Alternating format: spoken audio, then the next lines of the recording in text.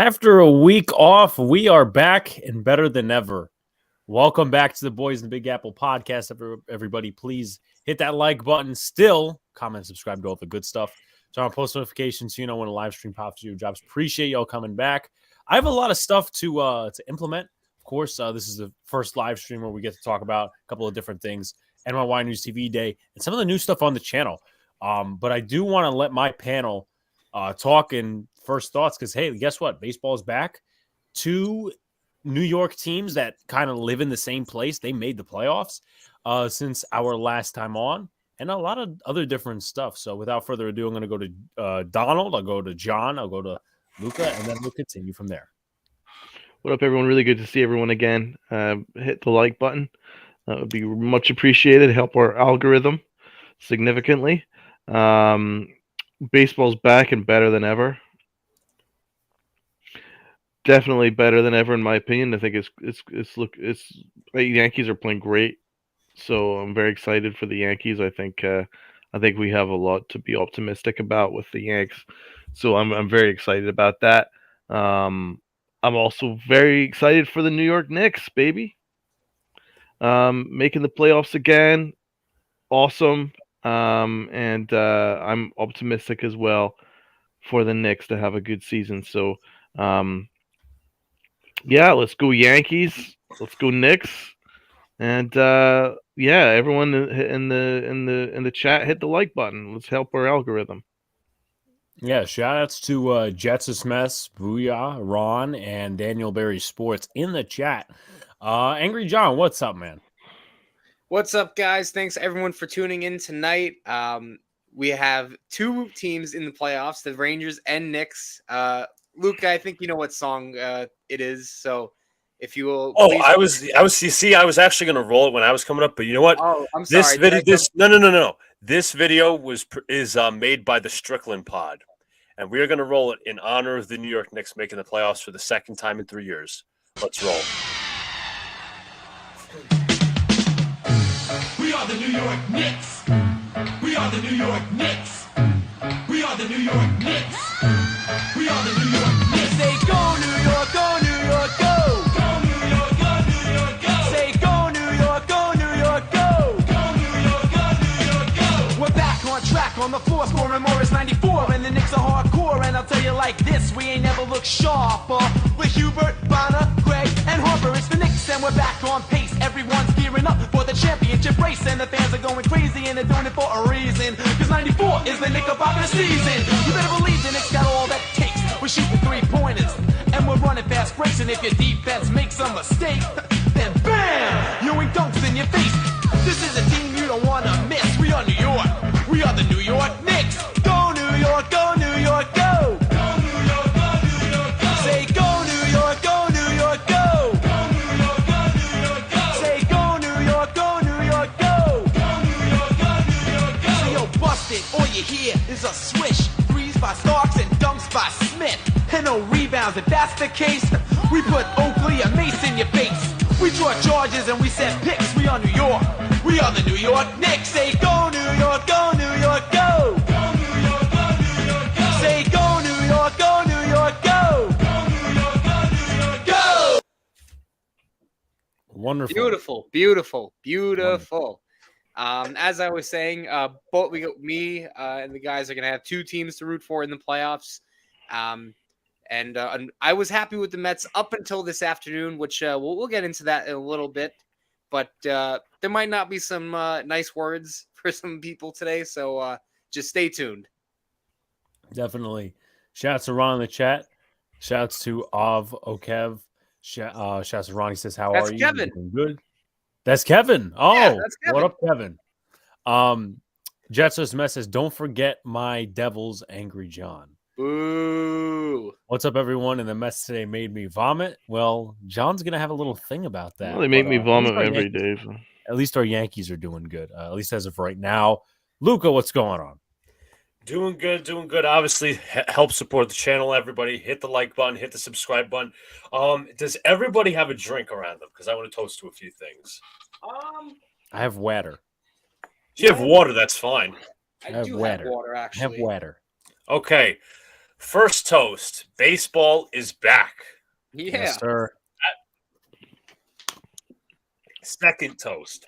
The New York Knicks are back in the playoffs for the second. Yes. Yes. Yes, sir. Third one. The New York Rangers are back in the Yes. playoffs once again. Yes, sir. That's my toastings. So Rangers are in the playoffs. The Knicks are in the playoffs. Yankees start on the season well, which is good. And keep up with the support, everyone, and buy the new merch. Yeah, so I'm going to get into that a little bit before we go to our special guest of the night, and then we talk about some other things as well.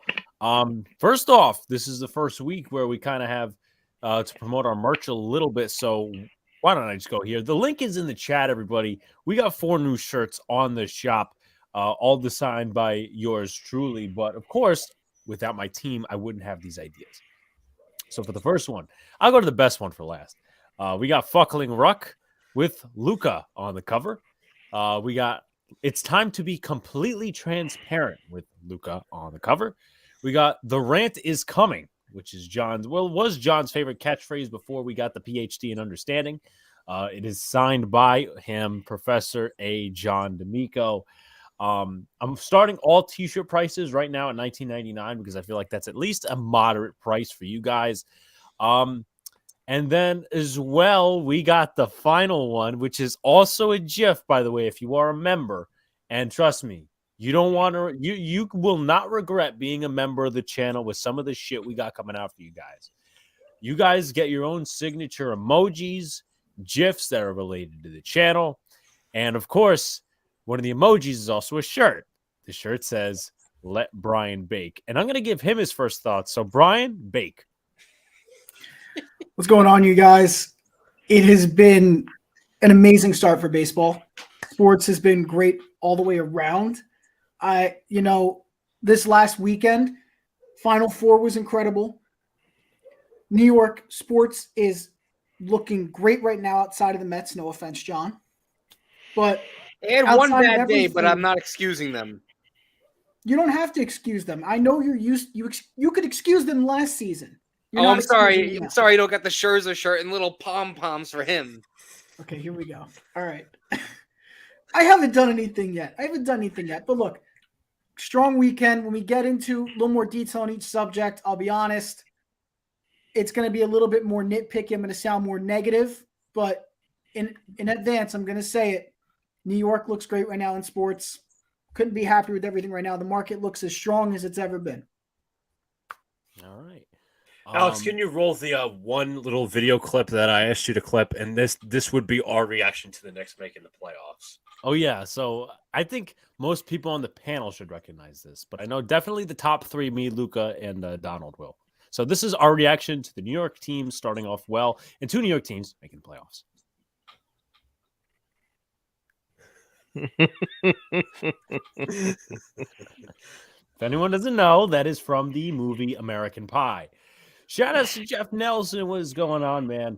Who you got tonight? Well, I mean, we got this whole entire panel here. So who is better than us? Who's better than us? Anyway, shout out to JC, who is a member in the chat. What's going on, JC? But shout out JC. Yeah, what's going on, JC. man? Real quickly, before we get into a little bit more of a specifics topics, I just want to real quickly just shout out some of the things that we've been doing. Obviously, we touched on the merch. I'm also going to touch on a few things as well. We had our first series release today, if you are a member, of course, of the Big Apple Baseball series, which, of course, is Angry John's new baseball series on the channel. Of course, it is for exclusive members only. So if you're a member, you'll be able to watch it. He recaps both the Mets and the Yankees series. And also with that stuff, you got members only live streams. We'll be doing some giveaways, of course, as we get new members in. So share out, like, comment, subscribe to all the good stuff. I don't think that's it. I think that's it for all of what I have to advertise on the channel as of right now. But guys, we appreciate your Well, don't you got to advertise the schedule for what's coming up this week? Right. We have a loaded week coming up for you guys. I'm just going to put it right there. Tomorrow night, Donald and Luca have the call for Yankees Phillies. Wednesday On night. Amazon Prime, by the way. It's a Prime game. Are you? Ugh. Ugh. Anyway, I looked at my calendar. Wednesday, the Knicks versus Pacers, I believe. So that's going to be the final Knicks stream of the season. Of the regular season, at least, we will be calling every playoff game. We will be calling here. Yep. Thursday we got Dead Red, so another week of baseball. Friday we'll see what we got going on there. Maybe some changes coming up. We'll see what happens. Saturday we got our call-in show because obviously we want to keep it. We want to keep it off of a Sunday this weekend because it is Easter. And this past Sunday I was out doing some stuff. Can I be in here even if I'm not a member of John's OnlyFans? No, Of I'm course banning you you, can. Hayes. The Of fact course that you you're can. even thinking of that, I mean, damn, you got some problems, buddy. Anyway, I just want to do a quick shout out before we go. First thoughts around the room for like baseball and stuff. NYY News TV day part 2 was absolutely successful this weekend. Obviously, we were in a suite, the Audi suite in left field. Met a bunch of people. It was great. The Yankees actually got a hit this time. They scored some runs this time around, so we weren't jinxed, at least that I know of. They still lost, but it was a fun experience overall. Seeing Killer Joe again, a lot of the faces that we see in the chat as well. Tyler Talbot, who I don't think he's here right now, but We met Mark Ferraro. Mark Ferraro, I got a picture with him, and all the other folks that come in. Anthony Medina as well, who pops in once in a while. Hirsch, all those guys, got to see him again. It's really great, and can't wait for the next event. Luca, I'm going to pass it on to you before I get to Hayes' question. For overall the event was fun. It was most people are like, well, why do I want to be in a suite for an event, all these different things when I could just go to when I could just sit out and enjoy the game and have regular ballpark food. It is, folks, when you're in the Audi suite, it compares to no other suite. 5-star dining, filet mignon, sushi, pasta, all these different things. I couldn't stop going up for sushi. It was like so good, so fresh. The food was great. There were nice people in the accommodations. Very good seats. Obviously, it was great. I can't say any more good stuff about it because it was just awesome, and I loved it very much. And for the next event, which we hope happens soon, we'll definitely advertise that to you guys, and hopefully you guys can come meet us in person. So I want to shout out JC real quick. He just gifted Matt Stolk a membership. That's 5 memberships. So appreciate Welcome, that. Matt. We're growing day by day, and thank you, Matt, for taking up on the membership offer. But shouts to Matt in the chat once again. John, will you be attendance for the call-in show on Saturday? Not if you're there. No, I'm just kidding, Hayes. I'm just kidding. John always screwing around. But let's get to our first topic here. If anyone else doesn't have any remainder thoughts, baseball is back this weekend. Started on Thursday. Obviously, the off day on Friday for the Yankees, not for the Mets. And the first series happened for each team. But the Yankees, we've been kind of pessimistic about them pretty much all off season about the moves to Brian Cashman, no outfielders in certain areas, and the lack of depth as well. But they started off well. And I believe they're winning as of this moment. So I'm going to hand it to Donald. What are your first thoughts? And we maybe dive into some takeaways as we go. I'm actually really optimistic about the Yankees. Here's my mindset. I just completely woke up one day and I was like, you know what? I'm going to change my mindset and be positive and look at the optimistic aspects of the Yankees. And so far they're delivering, man. Like for instance, I think 2 out of the last 3 games they've played pretty much perfect baseball.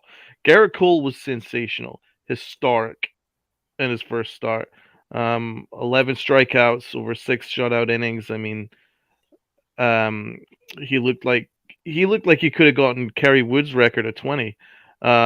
He was just outrageously good, man. So like his stuff is going. I think the pitch clocks actually helped him just keep him in a rhythm, and he was just firing out pitches and beautiful pitches at that. So I was really happy with what I saw from Garrett Cole. And in game 3, another shutout. Brito, don't look now, but we have ourselves a 5th starter. He's got a really nice changeup, a nice sinker, and they were all working. And that's another reason to be optimistic. Offensively, they're playing much better. I like the fact that the new shift rules are in place now. You're actually starting to see RBIs come through without that shift, which has been handy. I think we've seen one from Judge, one from Rizzo so far. LeMahieu getting a hit that probably would have been this just off the top of my head, but so far that's been positive for us. And also the larger base. We're seeing Gleyber Torres. He's stolen a bunch of bases now. Anthony Volpe is an absolute machine on the bases. So that's been good. Another positive, Anthony Volpe, man, been very smooth at shortstop, apart from that one play in game 2. But apart from that, he's been smooth as silk out there. And offensively, he's been Anthony Voltage. I think that's my new nickname for him. He's added a spark to the bottom of the lineup. There's no question about that. So I'm very, very happy for him. I'm very, very happy for his family, because it's a dream come true. Like he was born with a Yankee hat on, right? His dream was to meet Derek Jeter. He did that. Then his next dream was to be the Yankee shortstop, and he's done that. So he's living the dream. I think any young kid would dream of being introduced by the manager of the Yankees saying, "Welcome to New York." It's a beautiful moment for him. So, like, my heart goes out to him. I'm just so happy for him, and he's living the dream, and he's played great. So he's really added a spark to the lineup. So that's phenomenal. Other positives. I loved that Stanton was kind of out front about the fact that it didn't have a great game 2. He was like, "I'm going to be accountable. That was unacceptable. You're going to see a better player in game 3," and he was. So I'm very happy for him. 490 feet. That was awesome. And I mean, dude, that ball's still flying across the Atlantic. Absolutely incredible shot. So that's another reason to be optimistic. LeMahieu looks better. And Aaron Judge, I mean, what more can we say? My God, my captain, best player in baseball. Did you guys see the recent statistic that he's got 30 more home runs than anyone else in baseball since 2018? Really? It's impressive. I did not see that. 30 more home runs. Like, this guy is on another level. He's the best player in baseball. No close. Yeah, definitely. By the way, shouts to Jacob in the chat. He goes, "How we doing, boys? Long time no see. Oh no, bullshit. Brian is back tonight." It's bad take, Brian, but also as I kind of Hey, let him bake. advertised this a little earlier. There's 2 things that you can do to express your support or non-support for our buddy Brian. Buy a shirt, $19.99 on the channel shop, A, or B, if you are a member, you can use the Let Brian Bake emoji /GIF. So just gonna open it up there. But let's shoot to Brian on his first thoughts. And once Luca goes, I'm gonna break down some takeaways little by little. We can talk about it. But Brian. Yeah, I would definitely say for the Yankees, I think there's a few takeaways I could have so far for their start. Like Donald said, strong start from Judge. Again, leading the team already in batting average, tied for homers, leading in in ribbies. He's doing everything right now. He's really anchoring the squad. Only downside is, again, we're starting to see the strikeouts become an issue again. He's got 5 strikeouts, and that's like the second highest on the team behind Cabrera and Donaldson, which, again, no surprise to either one. But also really good start from Stanton. We wanted to see a big start from him. He got one. Similar to like last year, but last year was also healthier and still producing a lot. So if the start is similar to last year, I would hope the production's similar or even better from Stanton, as long as he stays on the field. Volpe looks okay, I think, so far. I do think he's got a little bit of those nerves still there, because, he is starting shortstop for the Yankees with the highest expectations on his shoulders. We're 3 games in, and he's stealing bases. He's doing the right things. The fielding's been okay, way better than what IKF offered last season. That's for sure. But, you know, I hope people don't go too hard on him early because he's not producing offensively the level he could be. You know, the way they've hyped it up to be. And I think we also going to have to address some questions we got with Michael King and Clay Holmes. Because they have had a terrible start. Donald's favorite, Clay Holmes. I might have to pull that up at some point just as a gag, but I want to quickly shout out two different things. Shout out to Justin Smith on becoming a member of the Transparent Ones package. By the way, I was advertising memberships and I didn't even fucking advertise the name. It's called the Transparent Ones. So you want to be completely transparent? You could buy the shirt. You could also become a member. So shout out to Justin Smith on becoming a member. Brian better not get any of those proceeds, Alex, LMFAO. Over under 3 hats that Brian wears of different teams tonight. Oh, don't worry. There's only one. There will only be one I would hope it's only one tonight. I'll take the over. Oh, John's gonna take the over. He's been doing some betting lately. I should purposely just put on 2 more hats so that nobody wins that. Brian, see, I was gonna sit here and say, you know what, Brian's starting off really good, okay? But then in the right corner, I see that goddamn Eagles hat. I see it too. I literally just noticed it. You're missing one more thing. John, what's behind the baseball? I can't. What is that? Oh, wait. I got to move my head out of the way. Yeah. That's not the way to do it. There you go. Can you tell what that is? No, I can't. Is that Tebow? Tebow? Well, yeah. There is an old Tebow sculpture for the Broncos. But that I've had for a long time. I've had that since I was a kid. What are you referring to? You need to bring that closer. Right behind the Granderson. There's a little Tebow model, there, John. a Dolphins hat. No, there's a Dolphins hat. Oh my god! God, that's so I'm hitting everybody on the shelf. That's disgusting. But hey, at least I got the World Series pennant behind me. Your act is foul. That I do got. I also have the pennant that has the scoreboard of when we beat the Mets in 2000. Even though he has a Scherzer with jersey. all the signatures on it. Anthony Rizzo just hit an absolute bomb. Wow. I picked him. I'm not gonna lie. Anthony Rizzo just hit an absolute bomb. Sounds like normal to me. Rizzo's another one. He's been good. He's been good to start too. I'm liking it. He was good yesterday. I'm not gonna lie to you though. When we went to the game on Saturday, I actually picked him to hit the first home run, but he didn't. It was Giancarlo Stanton. Volpe pressing a little bit for sure. He's trying to get that first home run. King wasn't bad. He got soft contacted a lot. I agree. I would bad location. Kind of put in a situation. Well, yeah, he was in a situation kind of. But I would say definitely like Clay Holmes wasn't great, and that's not a good thing. And I was talking to some people about it. 5-1 Rizzo with the 2-run shot. Luca, just some minor first thoughts on the weekend before we break it down. Yeah, first thoughts. I'm comfortable where the Yankees are at. I'm optimistic, but I'm not jumping up and down like it's the World Series. I'm staying calm. Obviously, it's the first part of the season. You got to say it if you're both either negative or positive team, whatever. But overall, I like what we're seeing so far. Obviously, 2 shutouts for the pitching wise. When it came to Johnny Brito on Sunday, he looked awesome. I love his changeup. Garrett Cole was masterful on Thursday, and there's not Judge is having a good start to the season, so is Stan. DJ LeMahieu's picked it up of late. Volpe's nerves, I'm not too worried about. I think we'll get him set in eventually. I think the bat is still not there yet. I think he'll start hitting soon enough.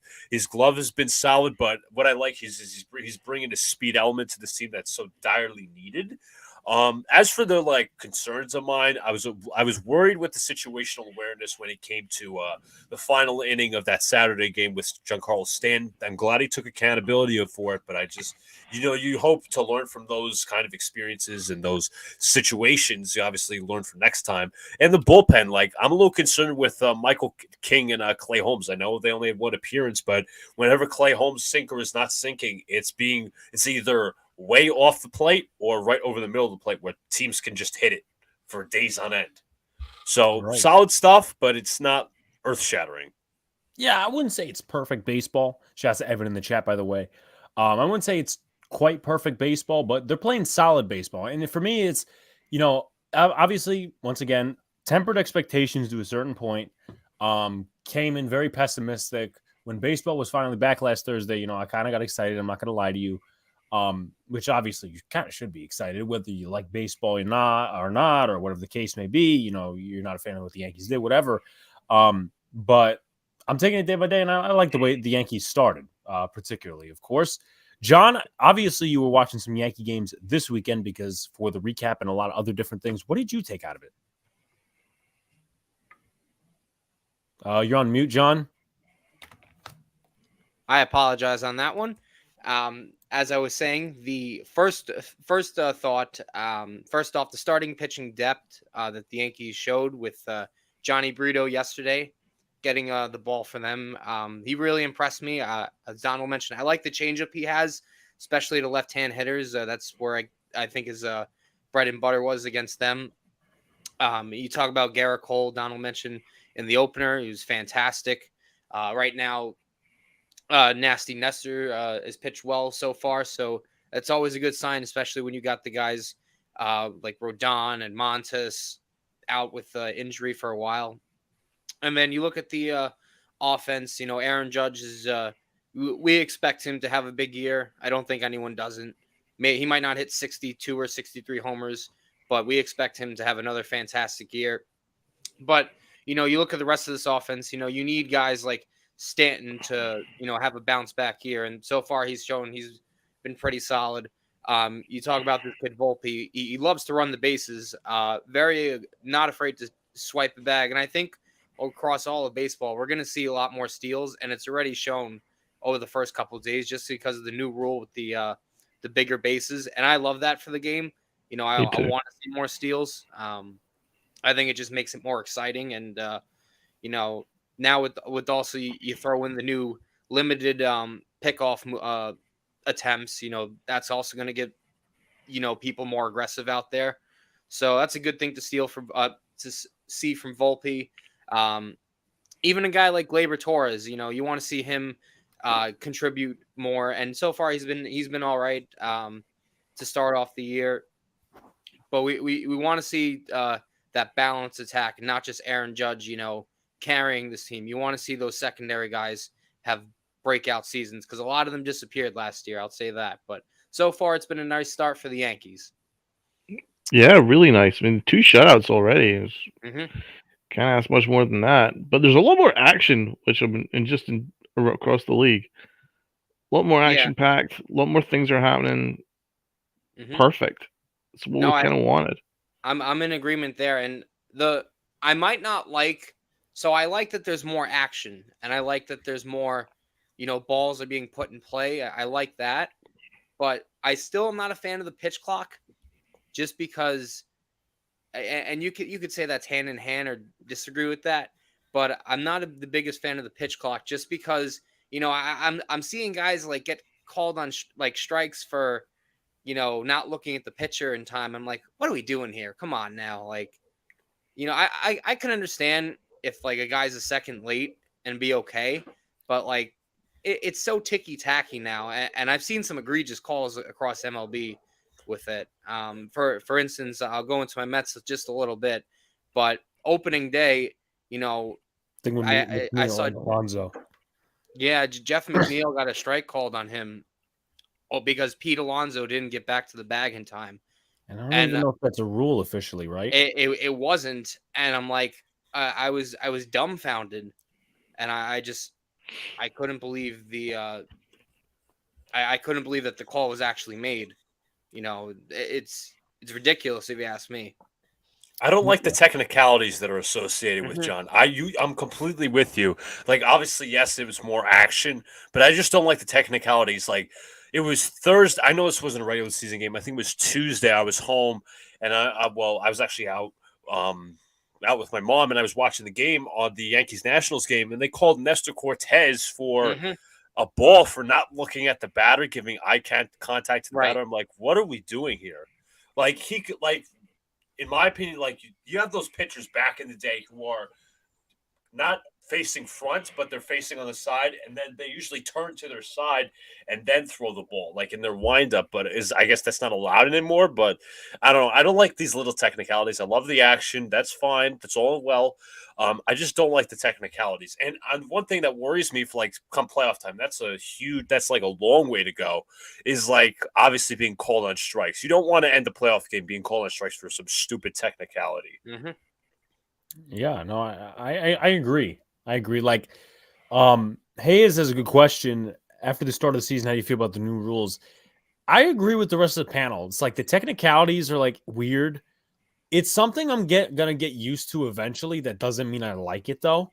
But I think it's gonna be. I think potentially down the line, you'll see maybe like a 5-second change that everybody's talking about.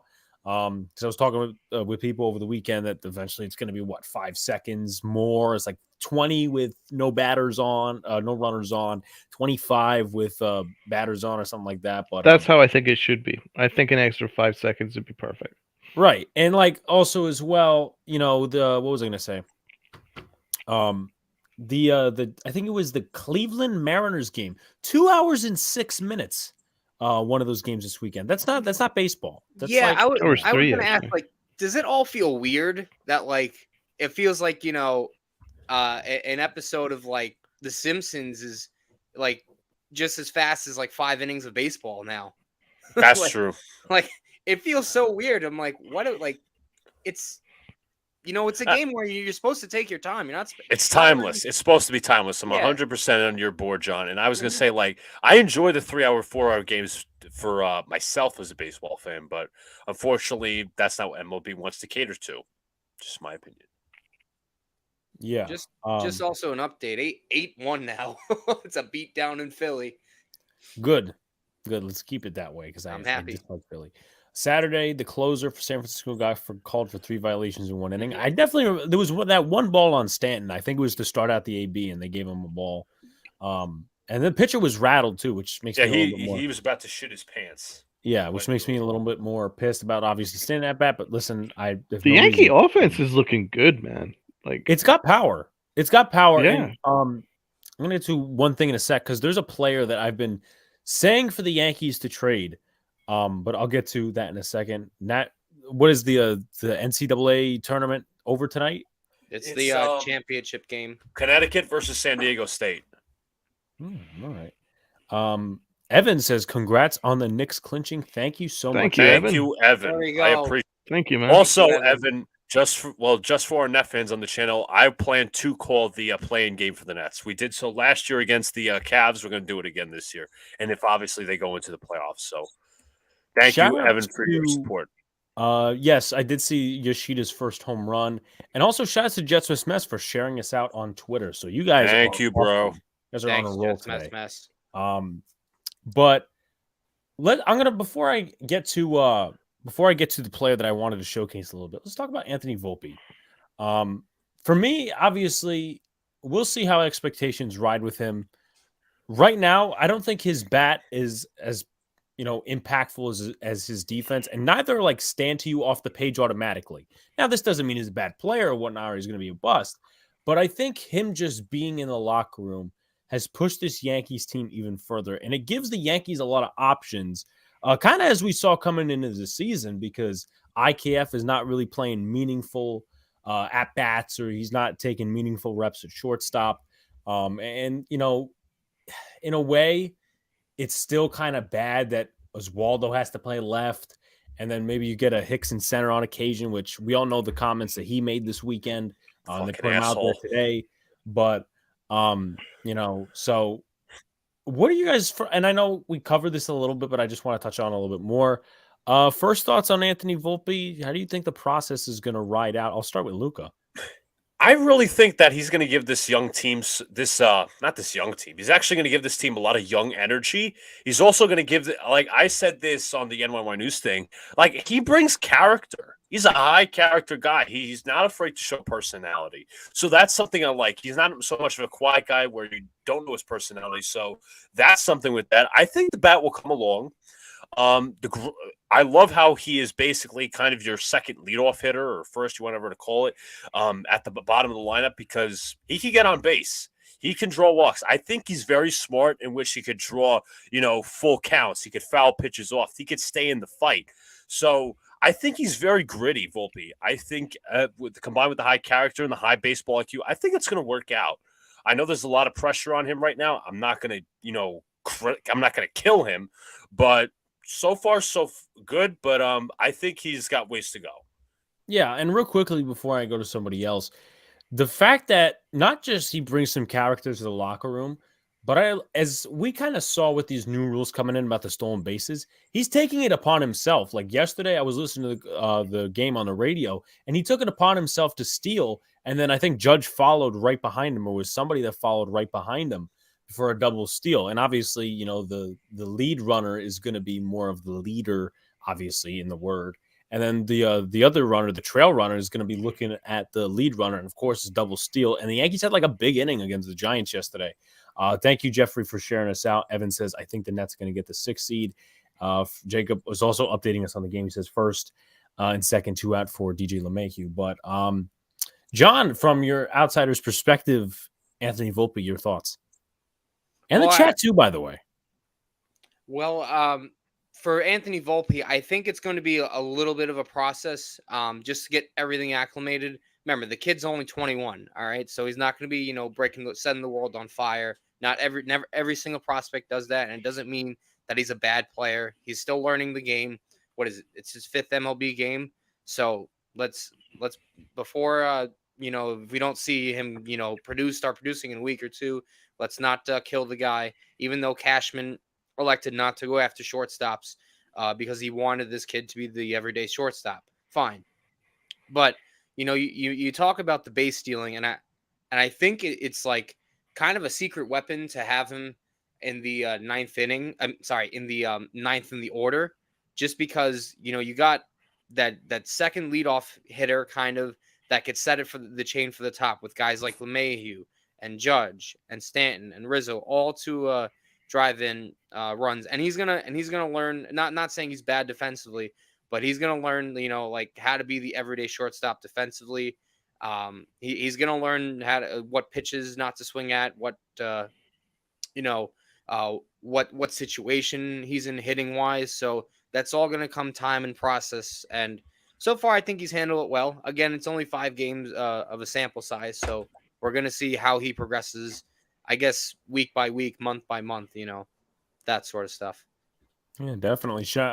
Thank you, Jeffrey. And Evan says Volpe is a contributor. If that's what he brings right now, I think we are satisfied. Yeah, I mean, listen, it's not unless he commits 7 errors a game. If the Yankees lose at some point, it's down the line in terms of games. It's not going to be his fault. It's going to be on the rest of everybody else, and I think everybody knows that too. As we were expecting, of course, yeah, number 1 prospect, but you're going to see some struggles down the line. Brian, your thoughts? Again, kind of like what I said earlier, I think we can't put too much on Volpe now. Again, he's a rookie. It's going to take a little bit of time for him to get into the I'm going to say this up to speed with things, because again, you're asking a guy who's 20 years old, 21, right? I think he's 21. 21, yep. Right.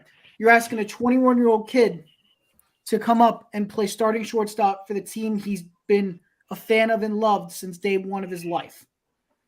Now, for a person like that who has the high expectations, having to work in the shadows of his comparisons to Jeter here, the next Jeter, it's going to create an impossible amount of pressure. Because it's like, for us fans, when we saw Jeter, it was one of those things where, he could do no wrong. If there was ever a moment where we felt like we were down, we knew that the Cats would bring us back up. There was no reason to have doubt. And this kid is being compared to him, and people are going to start thinking like him. Like, oh, if the team is down, don't worry, we could trust Volpe to keep us in it. When that's really unrealistic here. So I think let him get a couple months in, and then you're going to see the production really pick up. It'll take a while. It's going to take, I think, at least a month or two before we see real progress and we could start really analyzing him. But so far, I don't have any complaints. Fielding's been better. Hitting's been better. He's he's stealing bases like it's nobody's business. I mean, his speed has been unreal. That's one big positive. He's fast. Reminds me a lot of Gardner's speed, which is ironic because they both wear number 11. But yeah, that's really all I got to say. Donald, your thoughts? I'm over the moon with Anthony Volpe. I think he started off really well.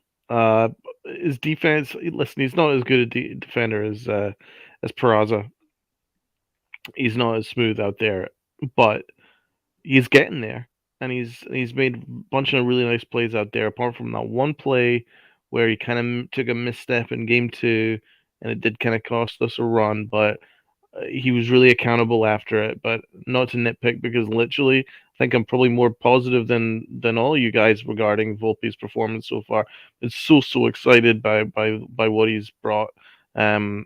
He's already got a number of hits already. He's drawn some walks, and he's stealing bases like he's like the freaking like Sonic the Hedgehog. So like I'm loving what I'm seeing from him. If he gives you this, I take it all the time.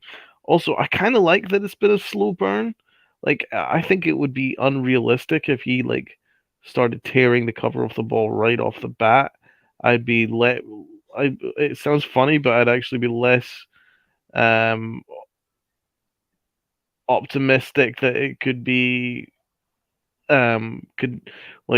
continued over the long term. But if it's a slow burn and he's just getting, he's getting his timing together, getting his power developed and stuff like that, I kind of like that more. I think that it's more realistic as to where he is right now. And so, listen, I think he's perfect down in the 9 hole.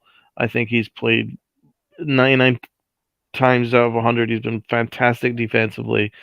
He's been super fast, and he's making very good contact with the ball. Like, he doesn't look overmatched. So I'm really, really happy with him, and I'm really excited to see what he's going to provide moving forward. And also, credit to the Yankees for this. Like, credit to them. You have to give them credit for this, because they were open and honest. They were like, this is a competition. He won the competition. And I love that they've kind of just been like, right, the future starts now. This is what we all wanted. This is what we're getting. I think it's great from the Yankees that they're doing this. Yeah, definitely. Want to touch on one now. Shout outs to Tudo in the chat. What is going on, Tudo? I want to touch on, before we get to Stanton and Judge, who had 2 home runs each in the first series. I want to get to one player that I think has had really good ABs. Now, let me look at his average right now, because at least, to tend off of that just a little bit, not too much. Is he in the lineup tonight? He is. Okay, good. And he also has had a pretty good night tonight. That is Gleyber Torres. I have been on here saying, look, I think the Yankees should trade Gleyber, this, that, and the other thing. Now, I'm not going to sit here and back down from that opinion, because, you could start off well and kind of go into a slump. Consistency has been an issue with him. What I really like, and we've talked about this before, first of all, I must say I disagree with John's little opinion that Gleyber is a 2-hitter. He is not a 2-hitter. Okay. So there's that. Number 2, though, not including the opinion part, he is putting some balls opposite field, and the Yankees are letting him ride. And that's really what I want to see out of Gleyber. And I was talking about this in the trade video. I'm like, look, when he drives the ball, he's hitting 379 opposite field. He's hitting like second best in center, but left field's like, it's still good, but it's not great as the other sides of the field. And if the Yankees don't touch that, there's some untapped potential there. Now, obviously, we'll see if he's actually the legitimate future second base or whatever for the Yankees, because they still got Peraza. But if he at least makes it to the trade deadline hitting like this, it either will be, Peraza that's traded, or Gleyber will have his value so high you might have to deal him, or maybe they keep him. But I'm going to start off with Donald first. I do want to read one comment real quick from Tudo. He says, congrats on 1K, buddy. We've been the first day subscribers on your channel, boss. Yes, I do remember Tudo, of course, from the Salute good old days. Tudo, my man. Appreciate it. Donald, your thoughts on Gleyber Torres? What is up, my brother Tudo? Salute, man. Thank you for the support. I really, really do appreciate it. I'm really happy with Gleyber Torres. He seems like maybe the WBC was good for him, because he was very comfortable, and he's hit the ground running. And his at bat qualities have been really good, and as you're saying, he's hitting to all fields. This is the Gleyber Torres we want. I don't want a Gleyber Torres with the uppercut swing being a pull hitter. Hit to all fields. This is the type of hitter you are. You can easily bat 300 in your sleep if you hit to all fields and focus on hitting line drives instead of pulling the ball. Defensively, he's fine. Second base, very, very good. So, listen, I agree with you, Alex. I thought that he was the most easy to trade, but I mean, listen, that bat is vital at this moment in time. So, I'm not quite sure how they're going to work this because it's still a bit glove infielders, still a bit of a mess. Obviously, Donaldson's created such a mess there, but in general, Torres has been great. I can't ask any more than what Gleyber Torres has given you to start the season. Right. Brian, your thoughts, and then I'm going to get to Jacob's comment because I think it's funny.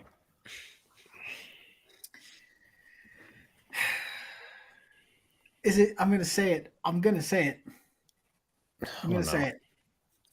What were we talking about? He fucking zoned out. I was I was going to ask. Listen, I'm working right now on getting all the numbers and stats together for the rest of the show. So, like, this way I have talking points. Thank you, producer Brian. Everybody who's a member right now, spam the emoji /GIF of Let Brian Bake. Let Brian bake.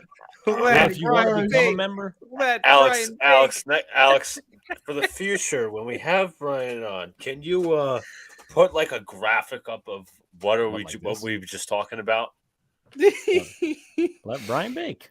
You got to have a graphic. Man. This is terrible for me. Wow. Okay, so we're talking about. We might have a clip at the end of the year that's literally all Brian's zone outs.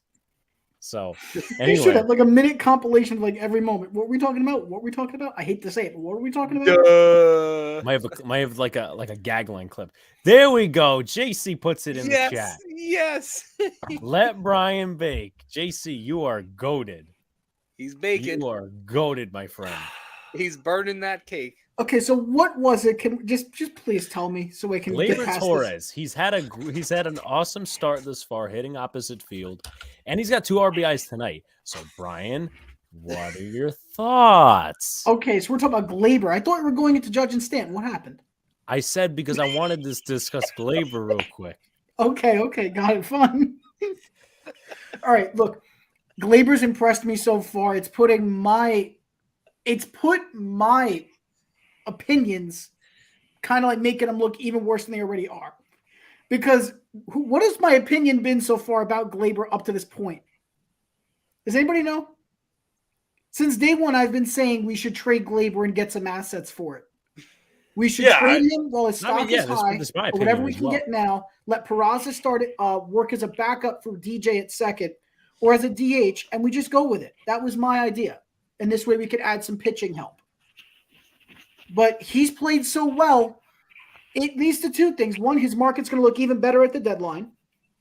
And 2, if he stays consistent with the streak he has now, because we all know you could start the first 15, 20 games hitting at 300, producing a lot of doubles, getting on base a lot, making some good fielding plays. But after those 20 games, if you hit a slump where you're hitting 170 and barely getting on base, what does that mean? Like, you could hit a hot streak, but once you get cold, you're just right back to the talking point again of you should be traded. So we just got to see if this sticks and it gets consistent. But it's a good start so far, I have to say. He's really opened my eyes up a bit. Luca. Listen, he's played well so far. Been good defensively. He's hitting the ball to all fields, which we asked for. A lot of people approach this. Well, I should say a lot of people.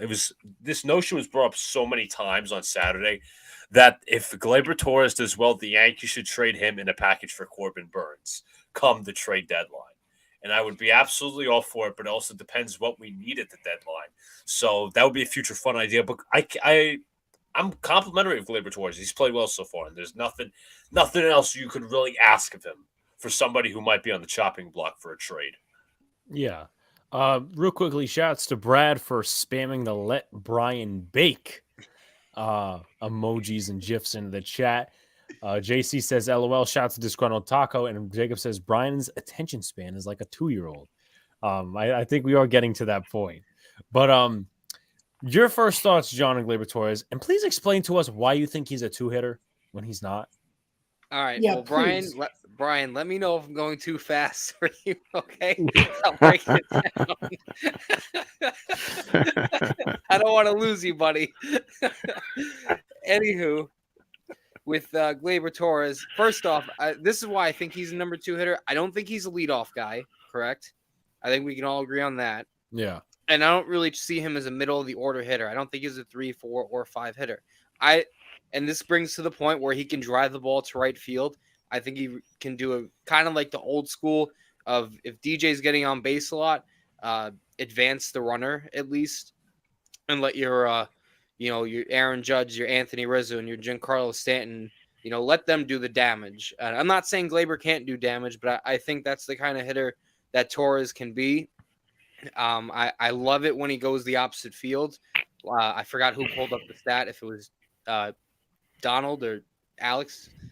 All right, I wanted to give the right credit, but anywho, with going back to Torres, I'm on the fence with trading him. I think I'd lean toward it, and I think especially if his value is high, right? Let's say he does like have a really hot start for 3 months, because let's face it, the issues with him in the past has been consistency. He's a solid player. He's not nothing against him, but if you got Peraza coming up and you got Volpe there at short, you don't really need it's kind of like a waste for him. And I think there's other positions on this team where you could need, where maybe you do go get another starter, or maybe you go get a left fielder instead of Aaron Hicks, but we'll see what happens. Brad says, what would a Mets fan know about the Yankees? After all, it's just the Mets. Well, buddy, Brad, I bet I could forget more baseball than you'll ever know. So, sorry. If we're throwing shots, Brad, you gotta bring the fire. Yeah, that's a nice bring burn. it, baby. Alex, next GIF, you gotta have burn. Gotta have a burn one. Burn. What, Michael Kelso? Yes, Kelso. I have it Burn. on my phone. I don't have it on my laptop, unfortunately. But And Brad, so- it's all in fun. Don't worry, that wasn't no, actually angry. he knows. He knows. Okay, I want to make sure. Brian, Well- did you get all that? Yeah, I got saw it. You should do for me every time I do I that. just there wanted to should be a make GIF. sure. Every time I do this, there should be a GIF saying like who you talking to. That should be like a GIF. Like It's who you talking like to every the- time I do something. like the Robert De Niro taxi driver. You talking to me? I think Yes, exactly.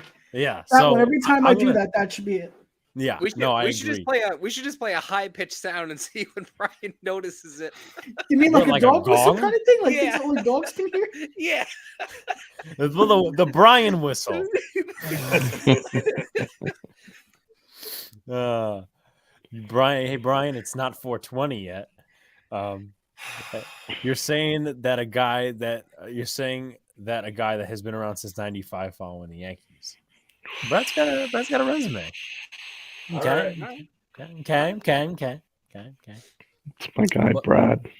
Yes, Brad, loyal supporter, and all that other good stuff. But real quickly to finish off the offense, and then we'll go to the pitching more or less.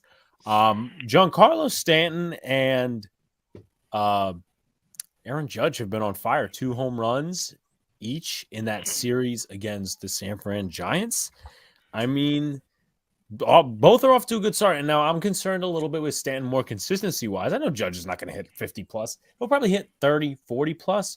But I know this is just first reaction. We're having a little bit of a discussion about this in the group chat we're all in, about whether Stanton can stay healthy and all these different things. What are your thoughts on Stanton and Judge start so far? Can it stay consistent? And maybe how many home runs can these two combine for this year? I'll start with Donald. Well, listen, I'm always going to defend Big G. I'm riding Big G to the end. If you look at his numbers as when he's healthy, when he's contributing, it's excellent. It's excellent. His numbers are way above average. So the hate that he's gotten in the past, I think, is completely unjustified. It was a steal of a trade, and I'm riding with him, man. I think he's a perfect Yankee with the way he handles himself, and pure power. I think he's the most powerful hitter in baseball with his, just in terms of his pure power. I mean, the fact that he hit 485 feet in April and it's pretty cold still. And I just wonder what he can do in July. So like, listen, he's not the best outfielder, but he's better playing the field than being a DH, in my opinion, because he contributes more. Like the statistics back that up. So I like the fact that he's playing right field at home. I think that's a smart play, in my opinion. I do that more because there's less ground for him to cover. No, I'm going to ride with Big G. Now, as to what his numbers are going to be, I don't really know because I've yet to see a season where he can play 150 games for the Yankees. But if he gives you 140 games, I think he's going to give you 40 home runs. So just pencil me in on 40. And Aaron Judge, he's clearing 50. Easy. So I think combined, I think they're going to hit 90 home runs plus. 90 plus home runs combined. I'm going with 2 big years from Judge and G. It's pretty impressive. I got to get to a couple of comments before we go to Mr. Bad Take Brian, if he's even in the conversation right now. If he's on planet Earth. Brad says, "Sorry, mate. I had a child questioning my fandom and knowledge, and he was John, even born in '95."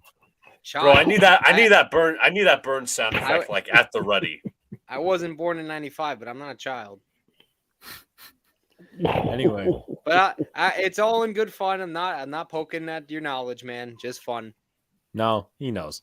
JC says, "I need to meet y'all." Well, we'd be very interested in meeting fans, and maybe for the next NYY News TV event or whenever or wherever, get to meet you. Forget NYY News event. Why don't we have an event? I listen. If we could somehow finagle something, we can get a few people, of course. But of course, we'd love to grow the channel just a little bit more. But I wouldn't be opposed to it. Thank you for bringing that up, Donald.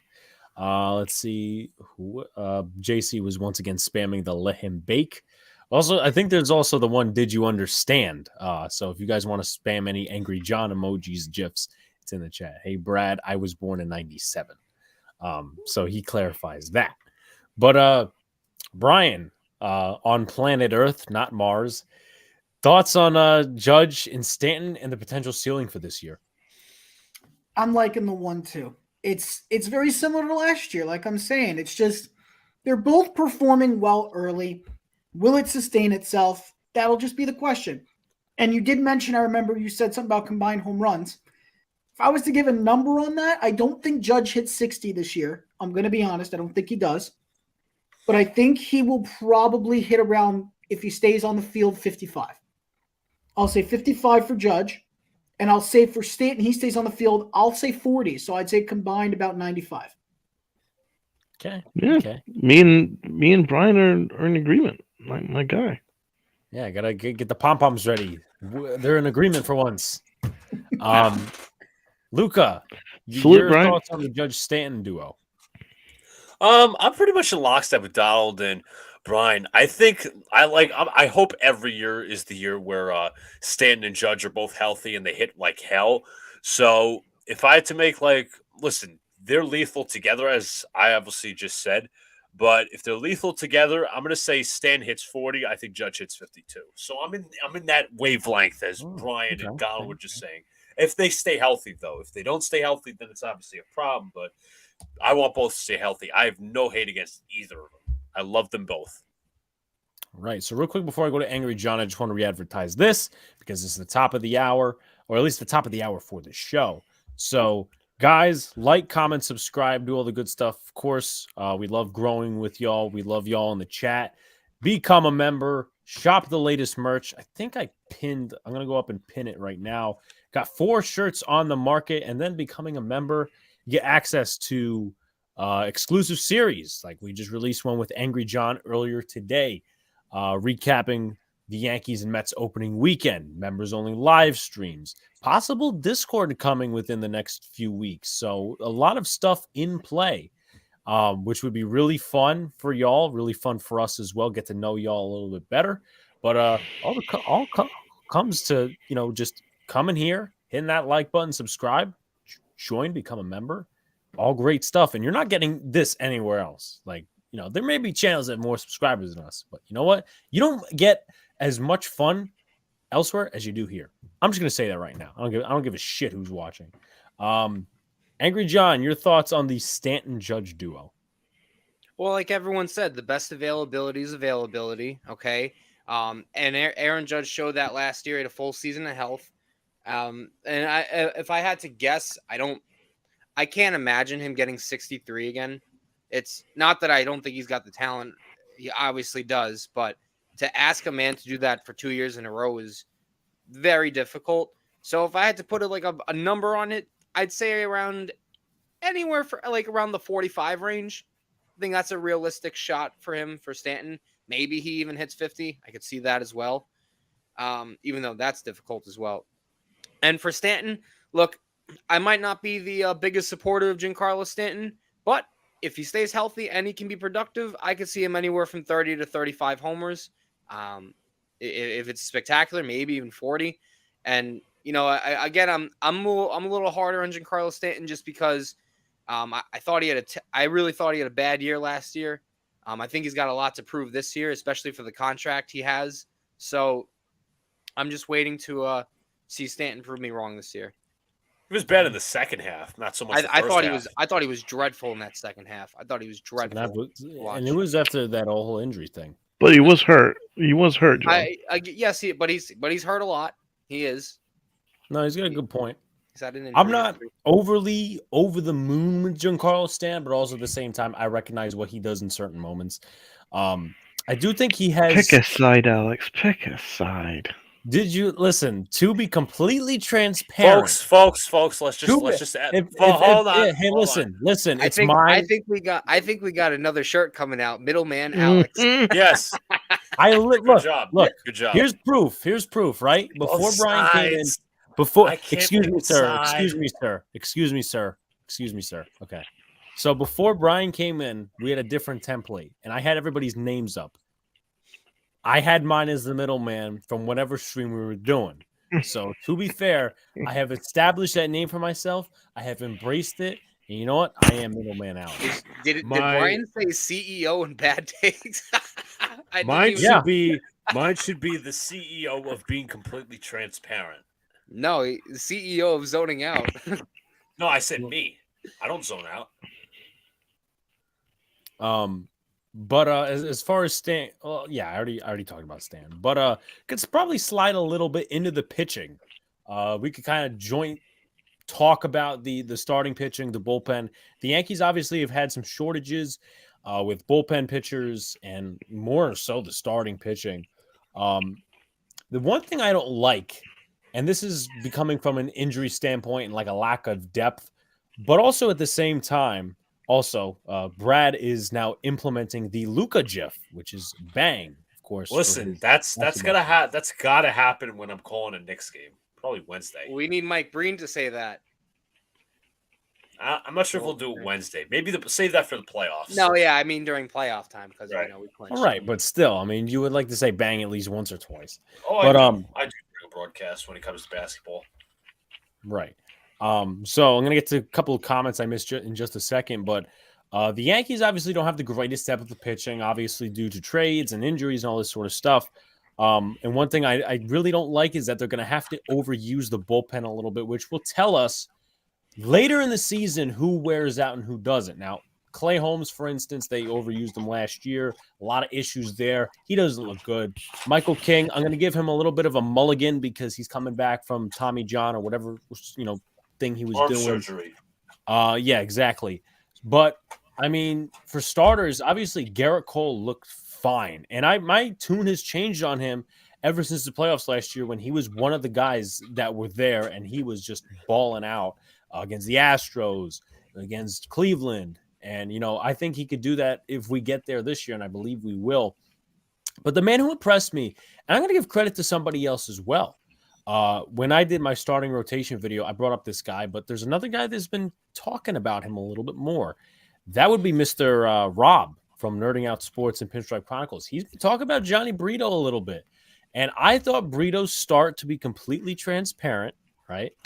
I thought it was better than any of his spring training starts. Now, Clark Schmidt disappointed me a little bit because the Giants lineup isn't very good. Can I provide a hot take?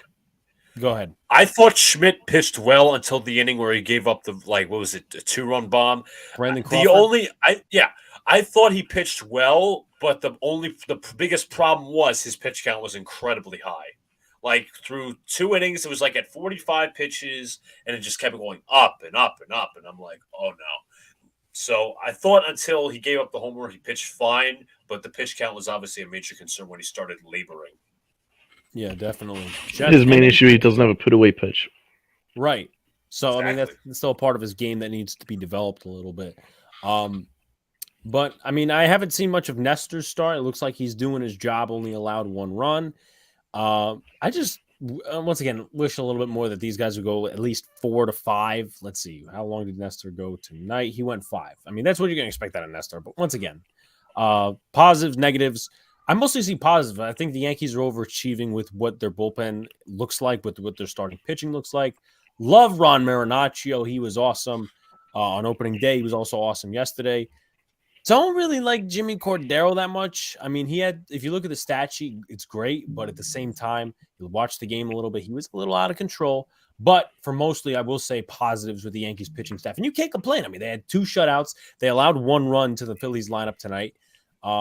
So I will start with Luca on the Yankees pitching staff as a whole.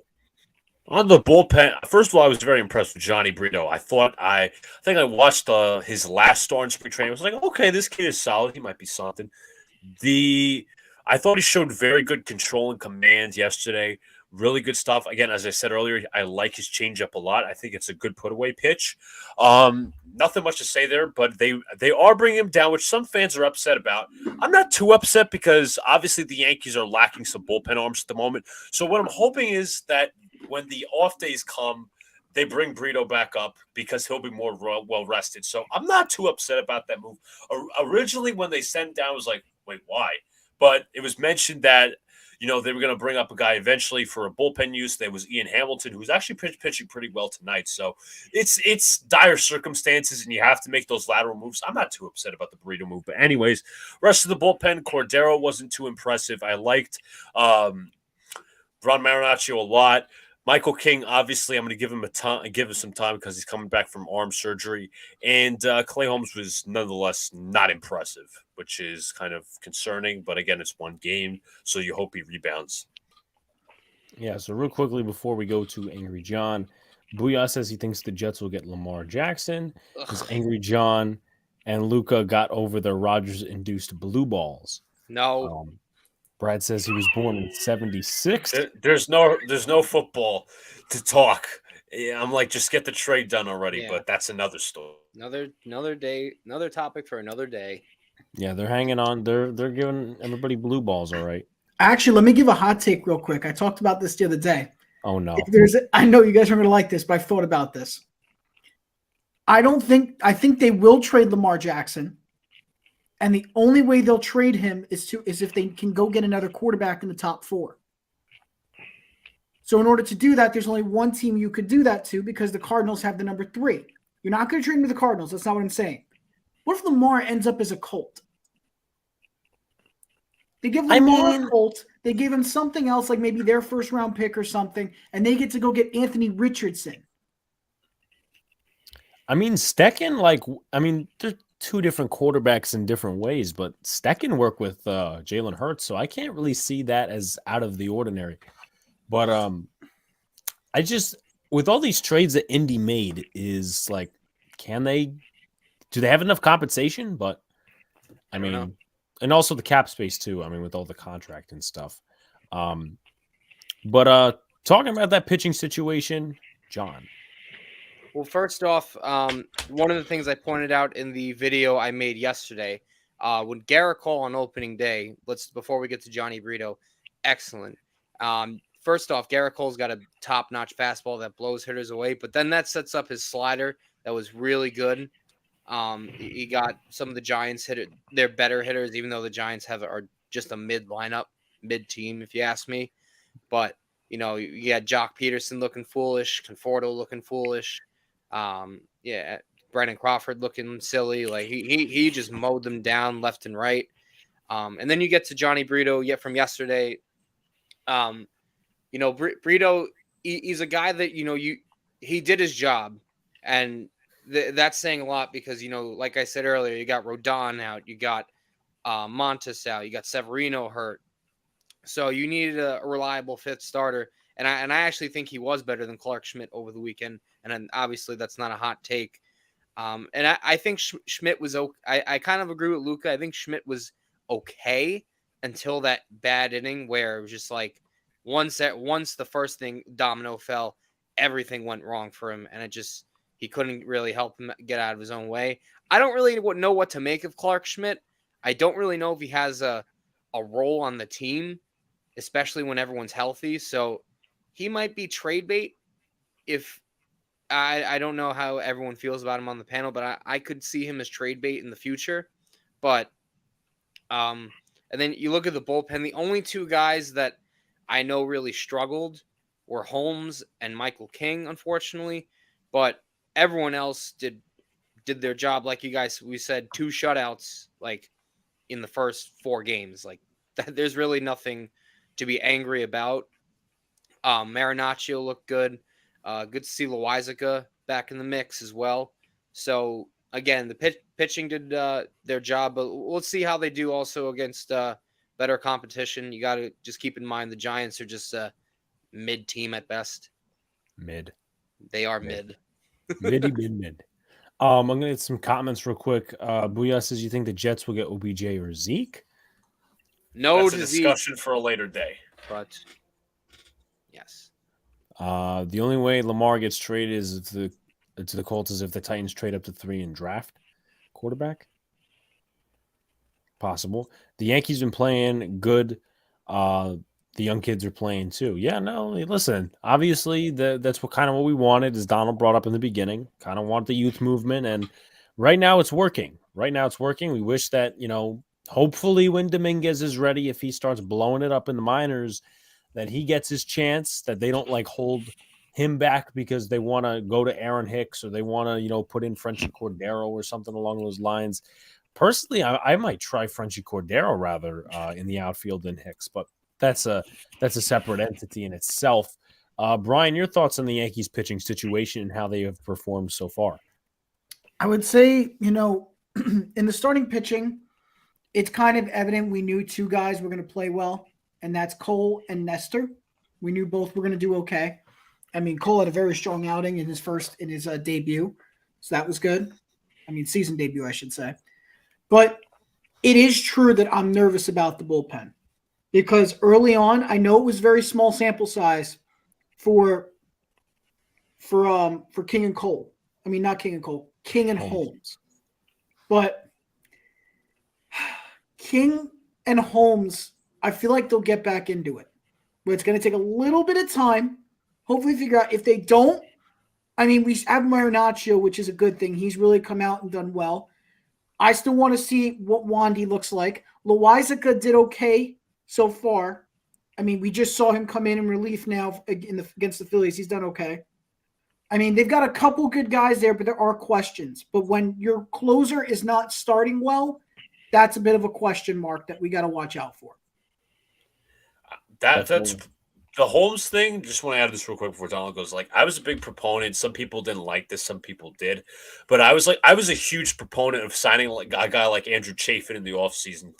Give me another weapon out of that bullpen. I like the young talent we have, the Michael Kings of this world. But you needed a veteran, right? And I was like I even say this now. I don't think there's. I'm not saying there's nobody scary out of the pen, but what batters are fearing Clay Holmes or Jonathan Loaizaga. There's only one guy that they could really fear, and this is the only person I've seen do this, because the only reason, again, why they instituted this rule now involving the eye contact is because of one pitcher in our bullpen, and that was Wandy Peralta. In the spring training, he had a strikeout that was done in 20 seconds. He had a 20-second strikeout. He'd catch the ball after pitching it, and then 6 seconds later, he's delivering it before the batter's even looking at him. Or just as the batter makes eye contact, he's delivering it. So there wasn't time for him to establish it, and he was striking them out like it was nobody's business. So MLB actually adjusted the rule. That was one of the reasons he ended up adjusting it, which is just nuts. But it's a big thing they had to take care of. But it's another sign to show that Wandy is one of our feared guys in the pen. As much as he could be shaky at times, last season proved that Wandy is a big key in our bullpen. If he pitches well, we know the game is safe. And to add to that is like he doesn't have blowaway stuff. Like we were talking last year, me and Joe were having a conversation. We're like, with Holmes being as bad as he is right now, who's going to step up and be the closer? And we're like, you know what? Like Peralta's good, except for the fact that he does not have like closer stuff. Like for instance, that game where Donald raged, it was against the Mets. He was the one who gave up that hit to I think it was Starling Marte. But other than that, he was pretty much spotless. So real quickly before I give Donald his thoughts, I'm going to play something that something related that Donald texted me once Clay Holmes came in the game and blew it a little bit for us on Saturday. Warm up of your picture. Oh, you got to be kidding me. Okay, Garrett Garrett Cole. Cole. Center field. That ball is going to drop and it's going to go all the way to the wall. Run throw. We'll go to second. It's a leadoff double. That's the game. I fucking told you about Clay Holmes how many fucking times do I have to fucking tell you about this fucker? Donald, you have the floor. Let Donald cook. Yes. Let You know what? Donald. Everybody in the chat right now, just say "Oh baby" to put that up. Anyone who's a member, you got the "Oh baby" GIF. You could throw it in there. But Donald, your thoughts? Well, I've not changed my thoughts on Clay Holmes. Like, I do not trust this dude at all. I do not trust him at all. Reason why is simply that he's got one pitch, which is major league caliber, quality sinker. If it ain't sinking, finito, game over. That's the problem. You can't have a pitcher. You can't have a closer if you're only relying on one pitch. And especially a sinker ball, which is so much about location. Like Chin Ming Wong. Like, he's got the Chin Ming Wong sinker, and if it sinks, fantastic. He's lights out, but there's as good a chance that it won't sink. And we saw that Mr. Jekyll and Mr. Hyde first half of the year. He was awesome, unhittable. Second half of the year, everybody hit the shit out of him. So, like, you can't rely on that as a closer. So I bring this to the panel. What about Ron Marinaccio? Because he's got better stuff. That's a good question. If Clay Holmes starts to struggle again, I absolutely would endorse that. Yeah. Or even Loaizaga. Either or, to me. My original candidate for closer last year was Loaizaga. Obviously that wasn't the case, and he started out like really poorly. The problem, and I would say yes to your proposal, Donald, but it's not a willing yes because we don't have anybody else, at least as of right now, that can close legitimately. Like Marinaccio is more of that middle relief guy, but so that it's not a willing. Right, Brad. But the difference is Rivera had one pitch, but he can locate that pitch. Yes, that's what I'm saying. Master of that shit. That's what I'm saying. He's a master of location. Clay Holmes has one pitch that we don't know if he can locate, and that's my point. It's not the fact he has one pitch. It's the fact he has one pitch that he can't locate. So that's the difference. As for the rest of this bullpen, underwhelmed right now. Obviously, we've brought in Colton Brewer. We're going to see what he can do. We're going to see if Matt Blake can work his magic with him. No doubt he probably will. Matt Blake seems to be some sort of guru. But I mean, I think you have to have minimal expectations with him. Wandy is fantastic. Loizaga, I've always liked Loizaga because his stuff is electric. He's probably got the best stuff in the bullpen. But again, this location with Loizaga. After him is Marinaccio. And you got Clay Holmes, who I don't think is a closer. And Mike King, I'm not overly worried about that last outing. I thought it was a lot of soft contact. I thought it was a little bit of bad luck. And I'm willing to give him a mulligan with that. As for the rotation, Clark Schmidt, I'm a Clark Schmidt fan. I think he's got nice stuff, but he doesn't have a put away pitch, and that was the big problem with Phil Hughes. Remember how good Phil Hughes was, but he did not have a put away pitch, and I'm getting that vibe with Clark Schmidt. It's like he can set you up with strike one, strike two, but what is his put away pitch? I think his one put away pitch is his curveball. I think it's the one pitch that I think he can make as a put away pitch, but again, I think, with advanced analytics, with the scouting going on, I think these teams are going to be sitting on curve. So I'm not quite sure how they're going to work this. I'm hoping that his development of a cutter will help him. He needs that cutter to work because his four-seamer was a terrible pitch. But they've banned the four-seamer and be focusing more on a cutter. But I like Clark Schmidt. It's just that that's the reason why he's getting all these long counts is because he doesn't have a put-away pitch.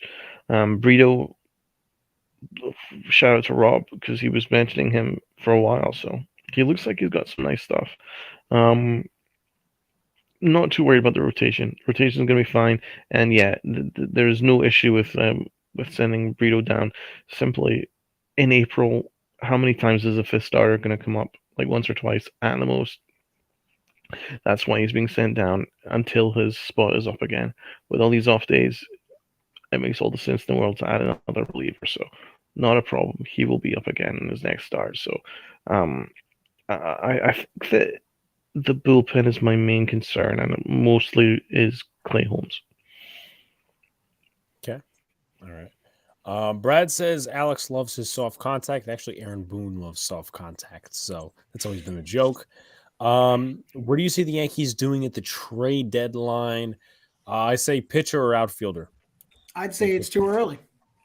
I say it's too early too. But if I had to think, if I had an 8-ball, I think in the future say an 8-ball, an 8-ball, the unlucky 8-ball. Okay, magic ball, a crystal ball. Great, now you jinxed us. Thanks. Well, There you have it, guys. If you guys start to lose, you know why. console the Thanks, season, Alex. guys. Console the season. Can't get shit right. Hey. Anyway, there was a question I was going to ask. I don't remember. But anyway, I guess we could wrap up the Yankees part and kind of wrap it up with a little awards thing as we're going to formalize it a little bit more. Best pitcher and best hitter of the series against the Giants. I'll start on Luca's end. Best pitcher, Garrett Cole. Best hitter, Aaron Judge. All right, John. Best pitcher, I'll go with Johnny Brito, just because I'll go something a little different. And you know what? For hitter, I will say, it's great. I'll say a Judge. I can't really say anyone else. I try to find a different answer. Brian. It's tough. Because I don't want to go with the same answers everybody else has, but I might not have a choice here. I'm going to go with Cole if we're going to go with only starting pitching. I'll say Cole was the best pitcher. And if we're going off batter, I guess just to be different, I'll say Stanton. I think Stanton had some big moments, especially in the I believe it was the second game. He was basically running the offense even though we did lose. So yeah, I'm going to say Stanton had a really strong weekend, so I'll put him in that spot. He earned it. And Cole, best pitcher. Donald. I'm with Luca. It's Garrett Cole. He was historically good, and Aaron Judge is historically good. So it's hard to argue against that. So for me, I'm going to go with Donald and Luca's pick. But if I was to go different, and I know obviously being different is sometimes good, I would pick Gleyber Torres as the best hitter. Probably a more surprising guy because of obviously all the opposite field. And, he was a guy that I kind of want dealt. And there's still time to evaluate that decision and opinion and whatever. But Johnny Brito also would be my best pitcher because you kind of at the same time. And I know it's once again more of a surprising factor than just being the best. But you had an idea that Garrett Cole was going to throw a gem on opening day. It's not like he's facing the Red Sox lineup. It's not like he's facing the Blue Jays lineup. He's facing the Giants lineup that's mid its best. And then Johnny Brito comes in. I mean, I think he pitched 4, almost 5 innings, and he threw better than Clark Schmidt. And obviously he'll have his options, come back up, whatever. But he showed some real good shit in his debut. So, with that being said, I'm still gonna answer questions, comments in the chat. But real quickly, I do want to go over the other New York team before we head to basketball. Can I add something? Well, I got notes for this. I wasn't going to talk about Aaron Hicks, but it seems that we as the fans are back on attack. John's going to put up a big smiley face. We are now being attacked by the one, the only egotistical brat Michael K because we're booing Aaron Hicks. What? What did he say? He said it's not right that the Aaron Hicks is being booed. Okay. Oh, here we go.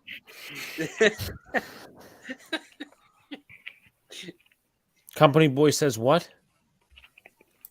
He is 0 for 3 tonight. He's got 1 strikeout. He's got 2 groundouts. I don't want to hear it. The man in spring training had an easy fly ball go in his direction, and he decided to step over the ball and say, "Oh, where did it go?" Like, come on now. I'll help. See, John, your guys, your broadcasters or whoever don't attack you, Mets fans. No, they do I've not. never been more attacked as a Yankees fan. Just gonna leave it at that. It's why you guys got the best broadcast team in baseball. There, I said it. They do. They do. Aaron Hicks on his situation. I just want to play. I don't want to come off the bench and face closers all day. I If want to play. IKF, who's an out of position player, is getting Let more Donald speak. time on Let the me field speak. than you, Let me speak. you've got a problem. Let me speak.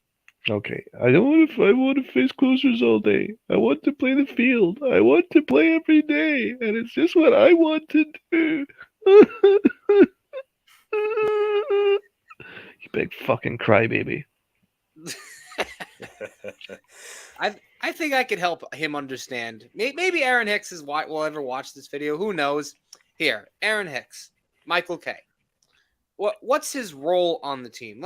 Let's make it real simple. Nothing. He's garbage. Absolute filth. You're welcome.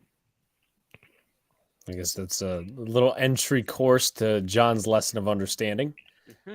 Bro, like over his last 162 games, he's got a 211 batting average with a 600 OPS and an 85 WRC plus. All of that is massively below average. It's frighteningly below average. That is like single A caliber. Donald, you know it's bad when you can't decide if he's worse offensively or defensively. I can't tell. No. That's so bad of a player. Like, think about it. I know. I'm thinking defense for the fact that he drops more balls than he catches. I don't know. That is close. Like, it's close though. Like, he sucks at both so badly. Oh, everything. He sucks at life. He's an asshole. I gotta mention this. No other organization would tolerate this bullshit. Because he called the Yankees out last year and he called them out this year. So it's why I support organizations like Oakland. And the only reason what I'm gonna mean by that is the organization is not good. I'm gonna say that now. But their fan base knows they're not good and will, no matter what, they always say no to their organization. They always speak out. That I will say. You could say what you want, but last season, there was a point where Oakland in the first 30 games was at the top of the AL West. Guess what their average fan total was in the stadium? It was 2,000 people with one getting some special treatment in the upper deck. Just around 10,000. Their lowest attendance game was about 7,500. And that was a team who was sitting in first place in the first 30 games in their division. The fans did not care how bad or good they played. They were upset that they traded away all their stars and went to the youth and went for a rebuild. And now there's even rumors and talking about that Oakland may not even stay in Oakland. They may be gone. Oh, yeah. I consider them gone. So the fans have every right to be pissed, and they're speaking out. Unlike our fan base, which half of us speak out, the other half just goes with whatever is said. They take whatever spoon fed to them by the organization and by New York media. Yeah, True. I mean, it's just no. There's plenty of points that Brian brought up. First of all, the IKF thing. I thought he looked decent in center. When I was watching, what was it, Sunday's game? But he's not complaining. He's just like, even though he was probably treated worse by the fan base, you think about it, because there was that select few that were like threatening his family and all these other different things. Like he was treated a little bit worse than Aaron Hicks. Meanwhile, they put him in the position that he's not good at last year and made him suffer. But Aaron Hicks gets to play left field, center field, right field. That's why you could be negative about some of the optics of this team, is because like they keep giving him chances. Meanwhile, IKF is sitting on the bench, whatever. And I don't care if like it's Hicks plays once or twice a week. It's just he calls out the organization. Any other organization gets rid of him. Hicks. That's a great point about IKF, Alex. So from what we understand is he made an error playing shortstop behind Garrett Cole in spring, and then after the game, he's like, "Listen, I know I'm not the shortstop, but I'm going to do whatever it takes, whatever you need me to do. If you want to try me out in the outfield, let's try it." That is someone who's accountable. That's someone who's wanting to do his best for the team. Once Aaron Hicks, completely unaccountable, complete crybaby, and entitled. He's been bad for 5 years straight. He would have been cut by any other organization. Every other organization would have cut him long before now. But I'm forgetting about IKF now. Like IKF, when he plays, I'm going to root for him. Like my major issue was him playing shortstop, but that was Brian Cashman. That wasn't anything to do with IKF. He's just doing his best out there. So I quite like the fact that he's willing to do whatever it takes to try and help the team. So team first mentality. Yeah. And shout out to buddy Ra Thompson. He was one of the first that said it. Why is Hicks always talking with the I and not the we? Great point. Says something. But any final thoughts on the Yankee aspect? Except for the fact that they are winning 8-1. And a 5 Good job, Yankees. Let's kick some Philly ass.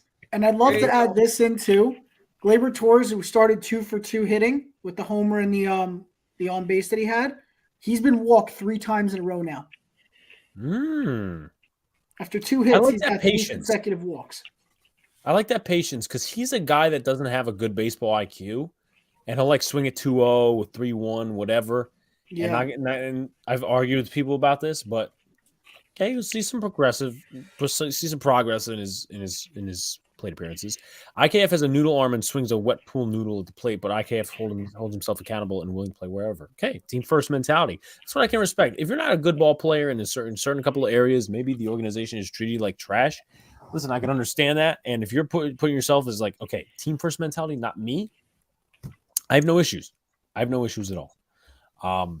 But real quickly, before we get into basketball, I do want to let John tell his side of the story over in the borough of Queens, flushing the toilet with the Mets. Well, I'll start off with a few positives. First off, Starling Marte looked pretty good, and I was a little worried based on his health over the offseason, but it's good to see that almost every ball he's hit is hard, except today. Today's the exception, and we'll get into today in just a sec here. But in that Miami series, I thought he played fantastic, and also good to see him wipe a bag, so he still has the capability to do that. I also love Kodai Senga in his debut. Brian got proved wrong in our group chat, actually. I did. I jumped the gun. As soon as he jumped the gun, Mr. Senga made the Marlins look like dirt. The king of jinxes. The forkball is real. They were losing the bats when they were striking out against this guy. And dude, if he's the real deal, like I'll thank whatever scout or whoever in the room advocated for him. And I have to give the bullpen some credit. With Raley, I thought Raley looked really good. Robertson did his job. Ottavino, I like it when I like his breaking stuff and his off speed. It's such a big curve.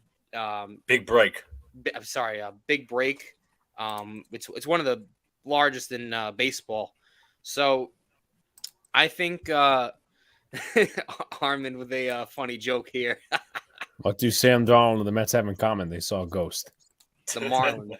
But and I'll give Dennis Santana some credit, a guy who I didn't know too much about.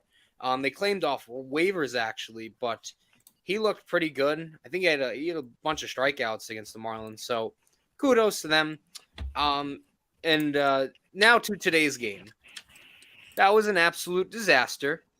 I am not pleased with it. It is disgusting that they lost 10-0. I don't care that it's the 5th day of the MLB season. That's not my point. Yeah, Brad, I get it. It's the Mets. Haha. It's relax. But anywho, I think it's disgusting that Carlos Carrasco continues to walk out there and shit the bed. He did it last year, and you know what? For a guy that came over the Lindor trade, I remember Mets fans' expectations. The expectation was he was a second or third starter. Well, guess what? He was the worst starter last season, and he's the worst starter now. He was absolute horror. Tell me this. It's either he's hurt or he's just that fatigued or bad. His fastball average went from 94 to 89 miles an hour in the 3rd and 4th inning.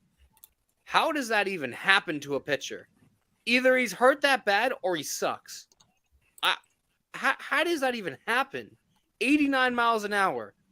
Okay, that's ridiculous. Tommy Hunter, a crock of shit today, literally came in and just imploded. And for a guy that wanted Andrew Chafin, of course, we go sign the cheaper option, Tommy Hunter, just because he got the connection with Buck Showalter. And I thought Hunter would be okay, but my God, he was dead awful. He gave up the grand slam to the, I think it was the first homer ever for that kid. The Brewers rookie. I'm going to look him up right now. I forget his name, so apologies to him. But just Bryce Terang. Terang, that's right. Terang hit the grand slam. 7 runs in that 5th inning because Carrasco couldn't pitch, Hunter couldn't pitch, and this offense is just awful, man. Today it was dreadful to watch. Lindor, I don't. He looked lost at the plate today. Brandon Nimmo, you could throw him in there. I don't know where Pete's at. Pete hit a homer in the Marlins series, had a decent day Saturday, but I think he's gone like his 3 for 18, his first 18 at bats. And the player, he didn't even play today, but he still annoyed me. Eduardo Escobar, my fucking God, he's the worst player on this team. Please tell me why Brett Beatty's in the minors and he's in the game. No, seriously, what he can't do anything offensively. There's a reason Frank the Tank calls him Easy Out Escobar, because he's literally a fucking easy out every time he's at bat. He can't hit for power. He can't hit for contact. He can't put the bat on the ball. Like, he can't do anything right. And you know what's funny? The argument was, Beatty's not seasoned enough. It's service time. Yeah, bullshit. Okay, we're considered a playoff team. So go put your best player forward. All right, Escobar is trash. Okay, I hope at this point, I hope they DFA him. I hope they cut him. Batting .63 is disgusting. You shouldn't be in the majors if you do that. 1 for your first 17. Horrendous. And Brett Beatty's up there killing it in Syracuse. So it looks like I was right on that one. What a shock. Thought Easy Out Escobar could do something. No, he can't. Utter useless.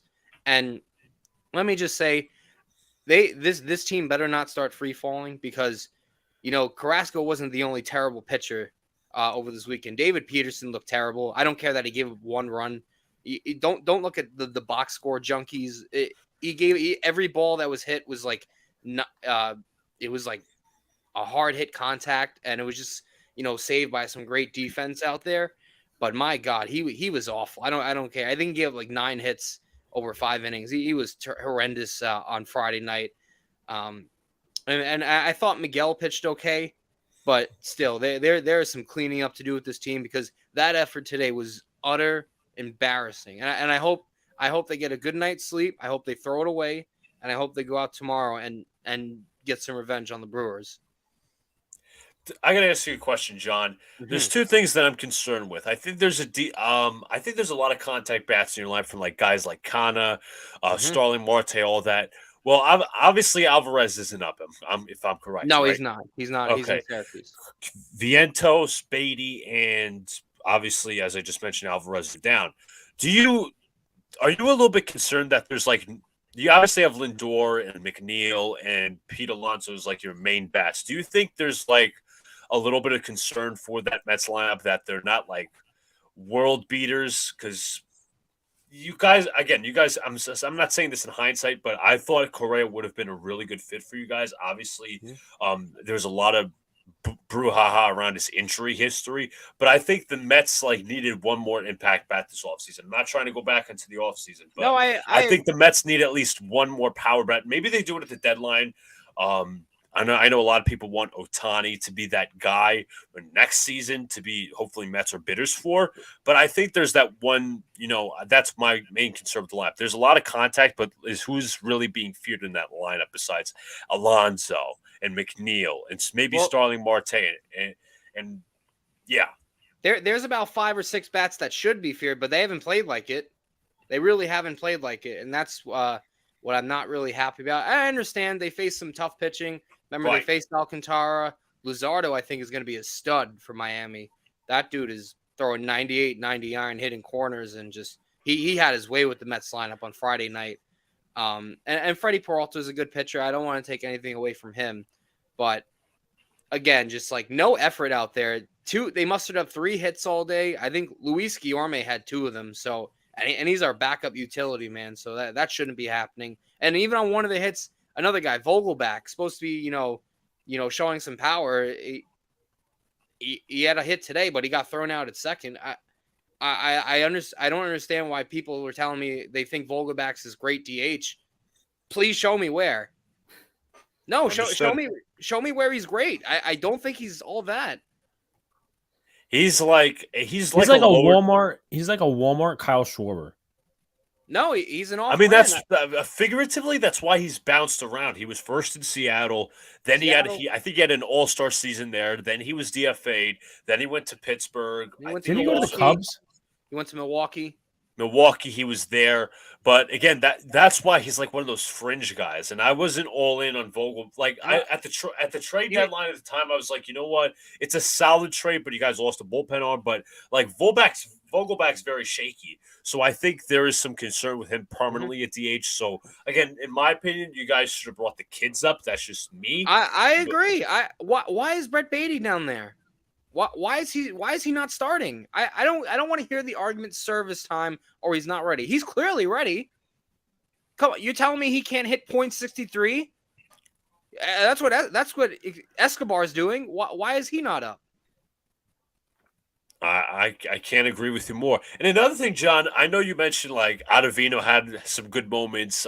Obviously you mentioned some other guys, but I am John. If I'm a baseball fan, I am concerned about your bullpen a little bit because overall, because obviously they don't have Edwin Diaz. Obviously you mentioned Tommy Hunter, who is way past his prime. He's not that good of a pitcher. You obviously have like guys like Nogosic. Ottavino is like he could look really good or he could look really bad, and he could be hit all over the field. So that's another thing. It's just like how has the bullpen performed, and how do you expect it to perform throughout the next couple of weeks? Well, other than the Hunter blow up, and I think John Curtis, who's coming off Tommy John, he gave up a home run, the go ahead homer on Friday. To I think it was Chisholm that he gave it up to, if I'm not mistaken. But other than that, like I was really impressed with mostly Brooks Raley. I think he's got good movement on his fastball, and I actually think that him and not Ottavino, but what's his face? I'm blanking on names now. My God, because I'm getting so frustrated. I got the list in front of me. And Drew Smith, I thought Drew Smith actually looked pretty good. But again, the bullpen is where I'm most concerned because we don't have our star closer Diaz. And when you think about it, Diaz was, they were an average bullpen with Diaz. He was the guy.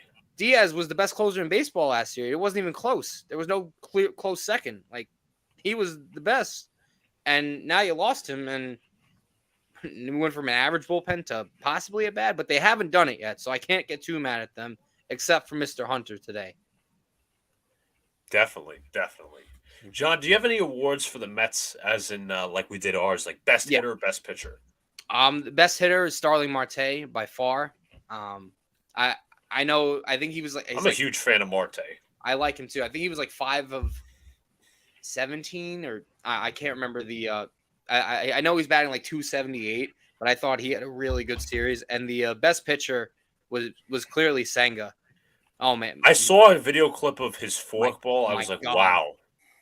That actually got some real movement on there. So, Brad has a comment: with the money Cohen has spent, that's why the Mets suck so bad. Well, he spent money on Verlander. I think that was it, right? Pretty much. Well, Verlander, Quintana, Senga, re-signing Brandon Nimmo. He's the one who brought in Scherzer too. Don't forget that. That was last year. Yeah.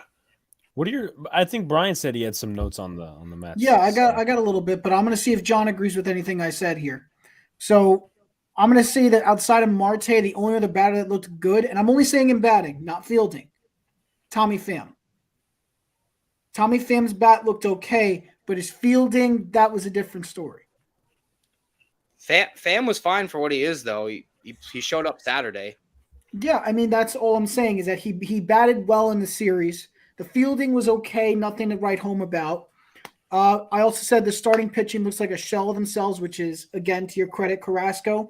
And Scherzer got lit up in the season opener, even though you guys won. I think, but I honestly think Scherzer wasn't bad. I think he was pitching pretty good until, I think Buck just left him in too long in that sixth inning. I think the numbers are a little like David Peterson it looks like he's better numbers than Scherzer, but I think Scherzer pitched way better than Peterson. If I'm being honest. I am going to say too, I also noticed this is a little joke. I think Guillorme is a better pitcher in relief than Tommy Hunter is. No, he is. I really think he is because he got. I think Luis Guillorme is the only player that showed up today. Out.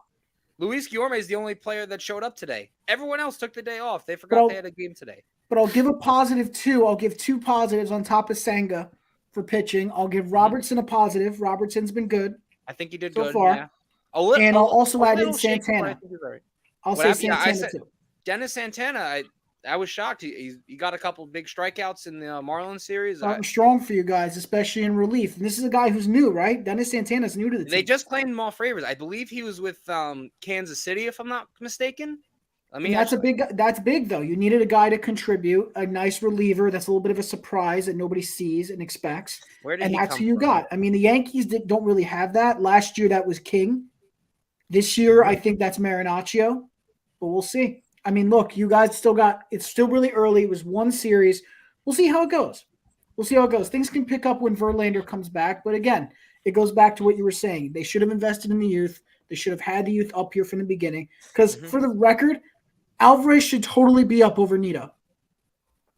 Oh, 100. I mean, you know what? Alvarez is a bit younger. I can understand more for Alvarez because, hey, you want a platoon and catcher just to get him a full season AAA. Fine, I can understand that argument. But you can't tell me that easy out Escoruff is destroying like he is just getting destroyed up there. Yeah, it's embarrassing. I'll add in one more batter. That is the Frank the Tank new name for Escobar, and I'm Santana was with the Rangers and the Dodgers. Texas. I'm sorry. But I know he just got waived. But and to Armin's comment, Beatty and Vientos should be called up, and MH thinks that Beatty and Alvarez will be in the playoffs. Well, there's a lot of time. There's a shit ton of time. Again, that's a lot of time, and I get it's 5 games, so I won't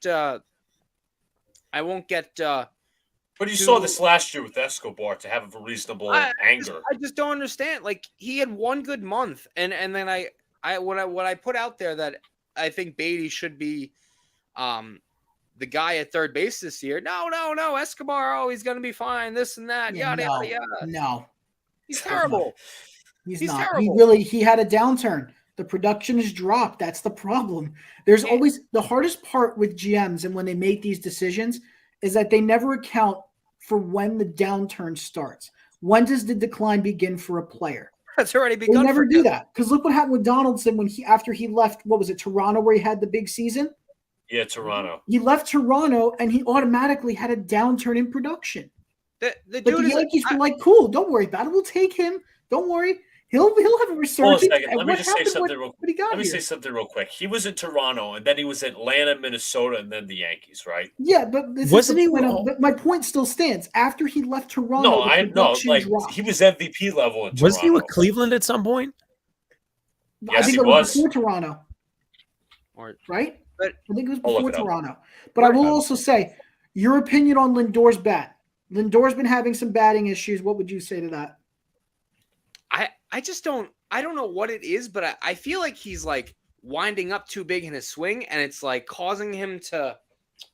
I don't know how to describe it the correct way, but it feels like and see maybe you see something more, Brian, but it honestly feels like he just has a delay in it, and it's like a step slow. I think it's like because he's like. You think it's a timing issue? I think it is. I honestly think it is. And that can be corrected. That can be Yes. corrected.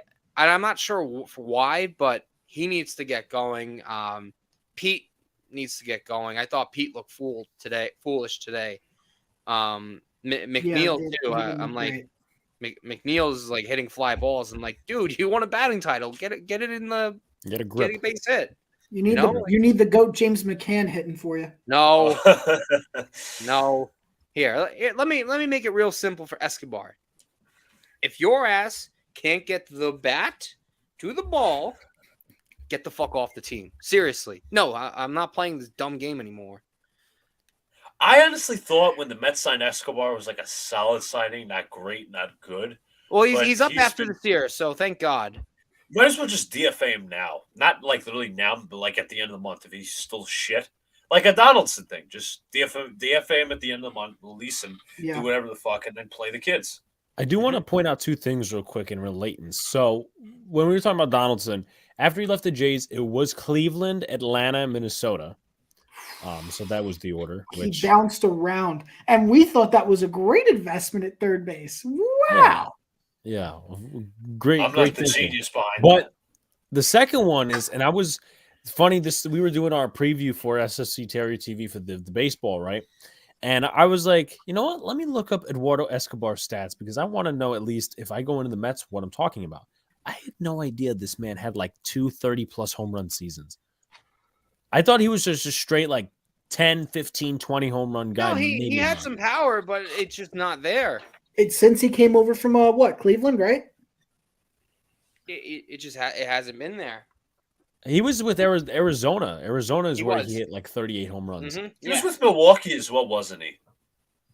I feel like Escobar was with Milwaukee at some point. Both of those guys were passed around, but I do want to get some comments real quickly.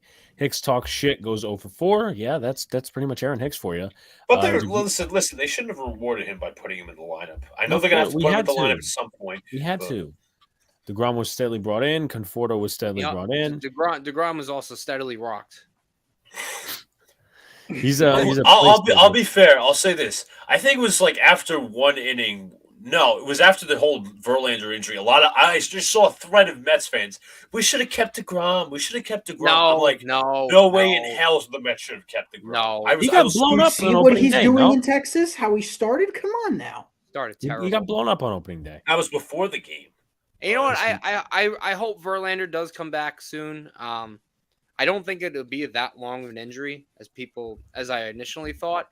Yeah, because he said that if it was the playoffs, he'd play through it. Yeah, and so it's not going to be that long. Yeah, you bring him back. Maybe I don't even know. I don't think there's been an update on him for a little bit, but I think that when you get him back, Carrasco's got to go to the bullpen. Yeah. Or, I don't know how you can make the argument that he deserves a spot over Miguel or Peterson, because Miguel and Peterson were the guys battling out in spring training, but they look better than him. And that's not saying much because Peterson looked like dog shit against Miami. All right. Vientos should be splitting DH with Vogelback. Vogelback would not be on this team past trade deadline. Mark my words. He won't be. He might be traded Brian- for like a bag of sticks or something. Brian, if They'll that try to get a finally prospect really back, works. something. I see it as a Joey Gallo thing, like get like a 15th ranked prospect. Sure. Beatty and Vientos should be called up. Beatty and Alvarez will be in the playoffs. LI is already doing some victory laps about Gleyber Torres. I laugh at everyone who wanted to trade Gleyber. I still want So I to. was It's 5 games. Or I mean, four. it's 5 I games. feel the same way. Like, I'd if we're love, making- I'd love for Gleyber to stay, but let's this is just going to help his market better. Like, what happens now if we got the opportunity to go get an extra outfielder if needed? If we need to get a third base replacement for Donaldson who can back him up like properly, and also we could do something for pitching. There's just so many things we could do if he continues to get on a good streak here. Like if he starts hitting 285 off the bench, that's incredible, and that's a tradable piece. You're paying him $9 million when you could restart the clock with Peraza. I'm just pointing out both sides of the argument.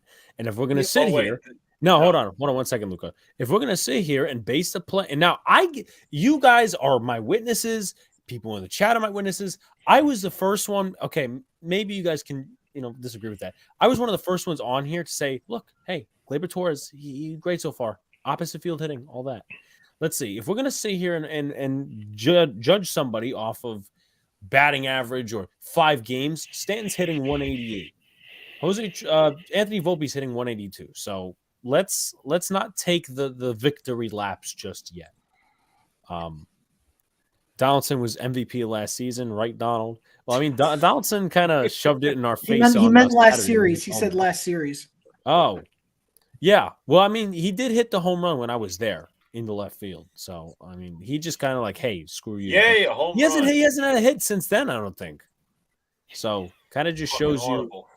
And then someone said, he's had better at bats and I'm like, no, he's not, because I literally, first of all, I think this was opening day and he had some really like bizarre at bats.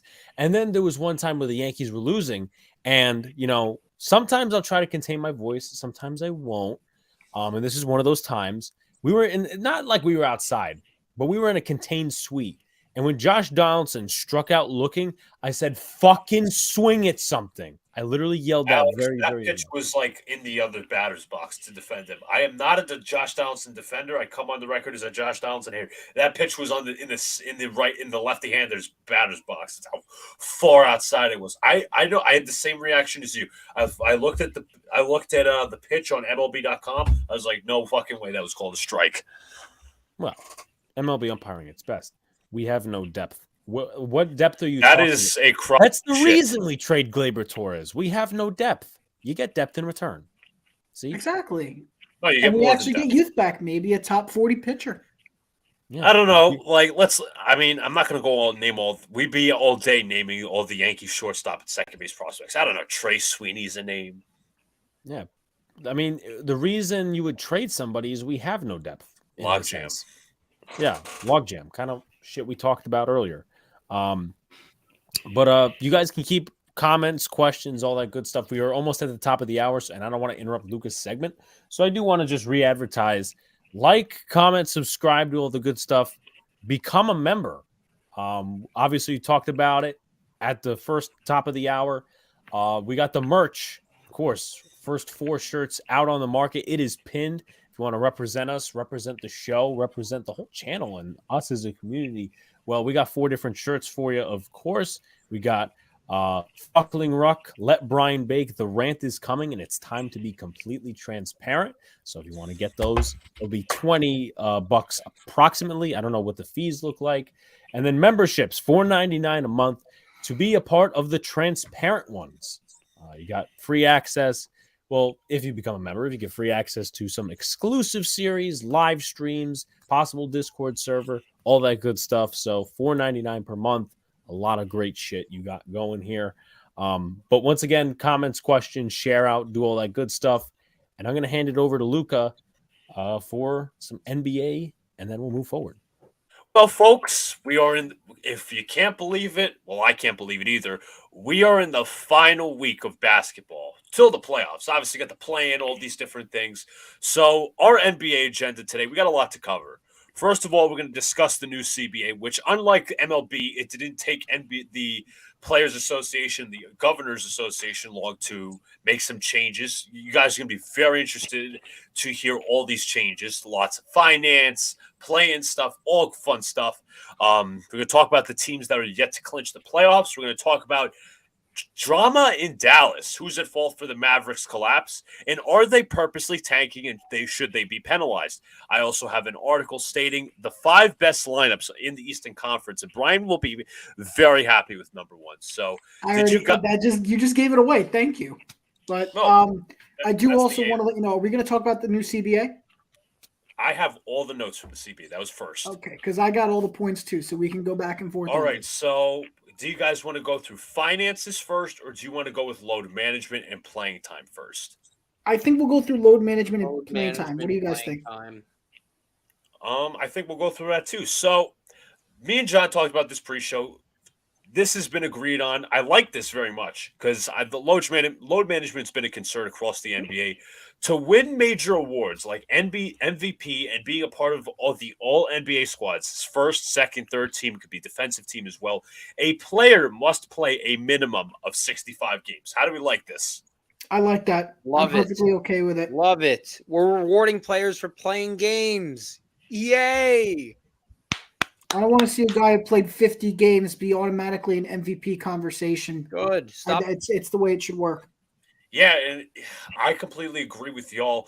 And just to the point, like, I told a story about once. My cousins went to see Lakers Nets, and they wanted to go see LeBron, but he was not playing along with Anthony Davis for load management reasons. So obviously, my uncle actually ended up writing a letter to the commissioner of the NBA, and he got some cool uniforms and memorabilia and all that stuff, but it just further addresses the problem that NBA has when it comes to load management. Like, guys could take off in the middle of the season just for taking off. They're not injured.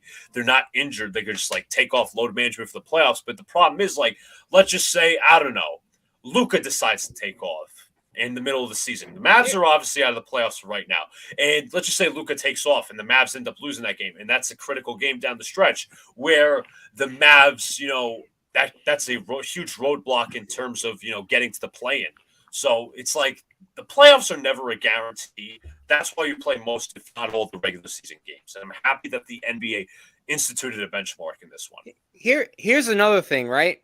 Another team.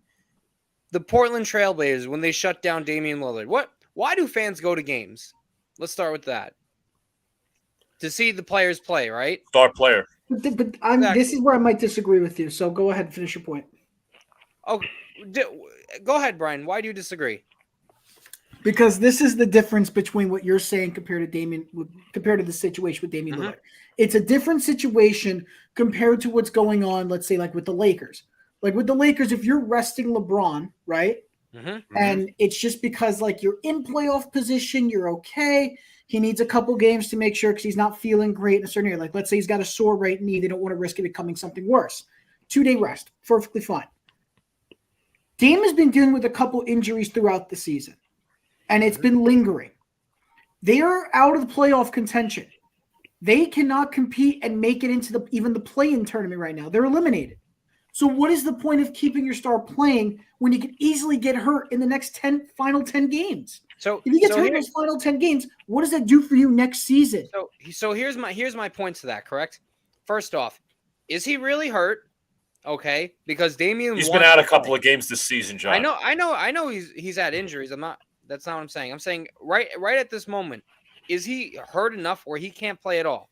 Because it's an on and off thing. So, A, that's either on the medical staff to determine whether he's in or out, and B, if he's really that hurt, but here's the issue with that. He sounds like he wants to play. You know why? Because he loves playing the game. That's what every player should want to do. And I didn't mean to say he hasn't been injured this season. I understand players get hurt. I understand that. But fans want to go there to see players play. You know what? These guys sign a contract, okay? And if they're not hurt, and if they're able to go, and I'm not talking. When I say injured, I mean like an actual injury. I don't want to hear the I got a sore foot. Congratulations. I have a sore back, right? I have a sore neck. I have a sore ankle. I don't want to hear that nonsense. Fucking suit up and play. Fans, that's what fans want to see. You guys talk about, the Yankee broadcasts, mistreating fans, which I agree with. It's kind of a slap in the face when a player says, I'm not going to play tonight. That's a huge slap in the face, if you ask me. There's something to I understand where John's I understand both sides, but I'm actually going to side with Brian on this one. And the one thing where this is going to go in line with John's point, I know we're going to discuss this a little later on, a little more in depth, but the Mavs are planning to sit Luka and Kyrie potentially for the rest of the season. They're one game out of the play-in. That's Now, an issue. this I disagree with. You're absolutely It's right. like they're deliberately tanking, which should be against NBA rules. That's an issue. To me, they should get fined. They should get any sort of fine, lose draft picks. To me, that first round pick that should be going to the Knicks has to go to the Knicks, in my opinion, because that's deliberately tanking. That's bullshit. That's debauchery, in my opinion, because first of all, the Mavs are obviously they suck. Kyrie and Luka, obviously, they were supposed to be this great tandem, but they're not. They have shitty players behind them, whatever. But they're deliberately tanking when they're literally in reach to be a 10th seed. That's what I don't like. It's like we're mailing it in.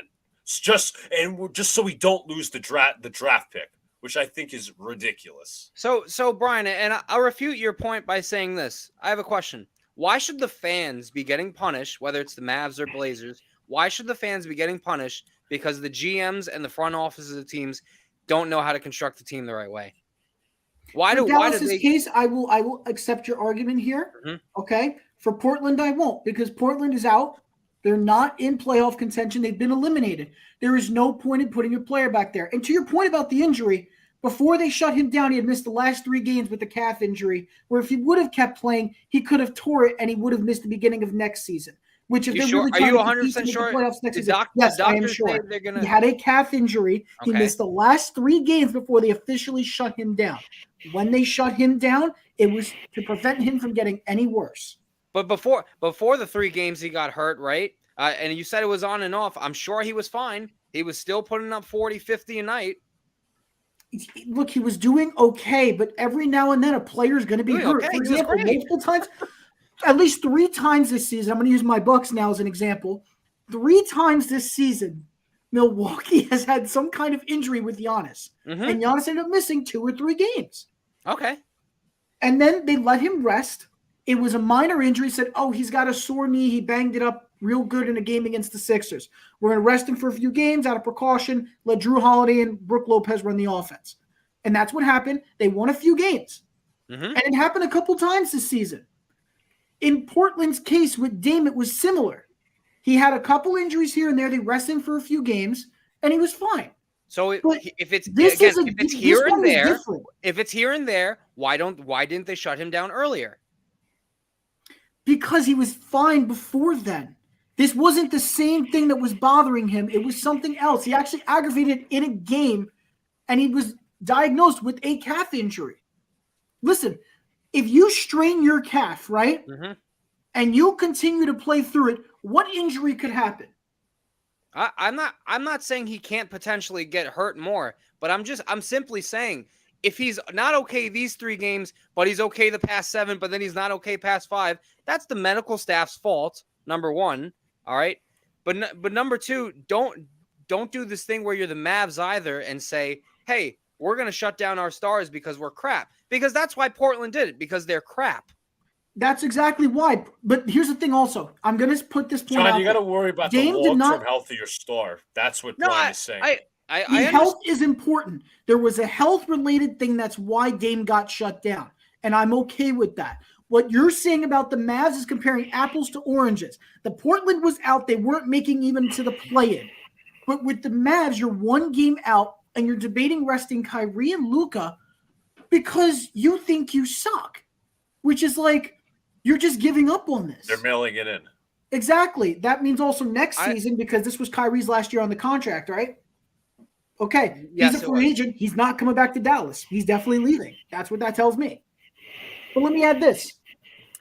If you're 1 game out and you really are committed to winning, the proper thing to do is to actually go out there and let your stars play and figure it out on the floor. That's not what they're doing. And this is something I have seen before because guess what? It's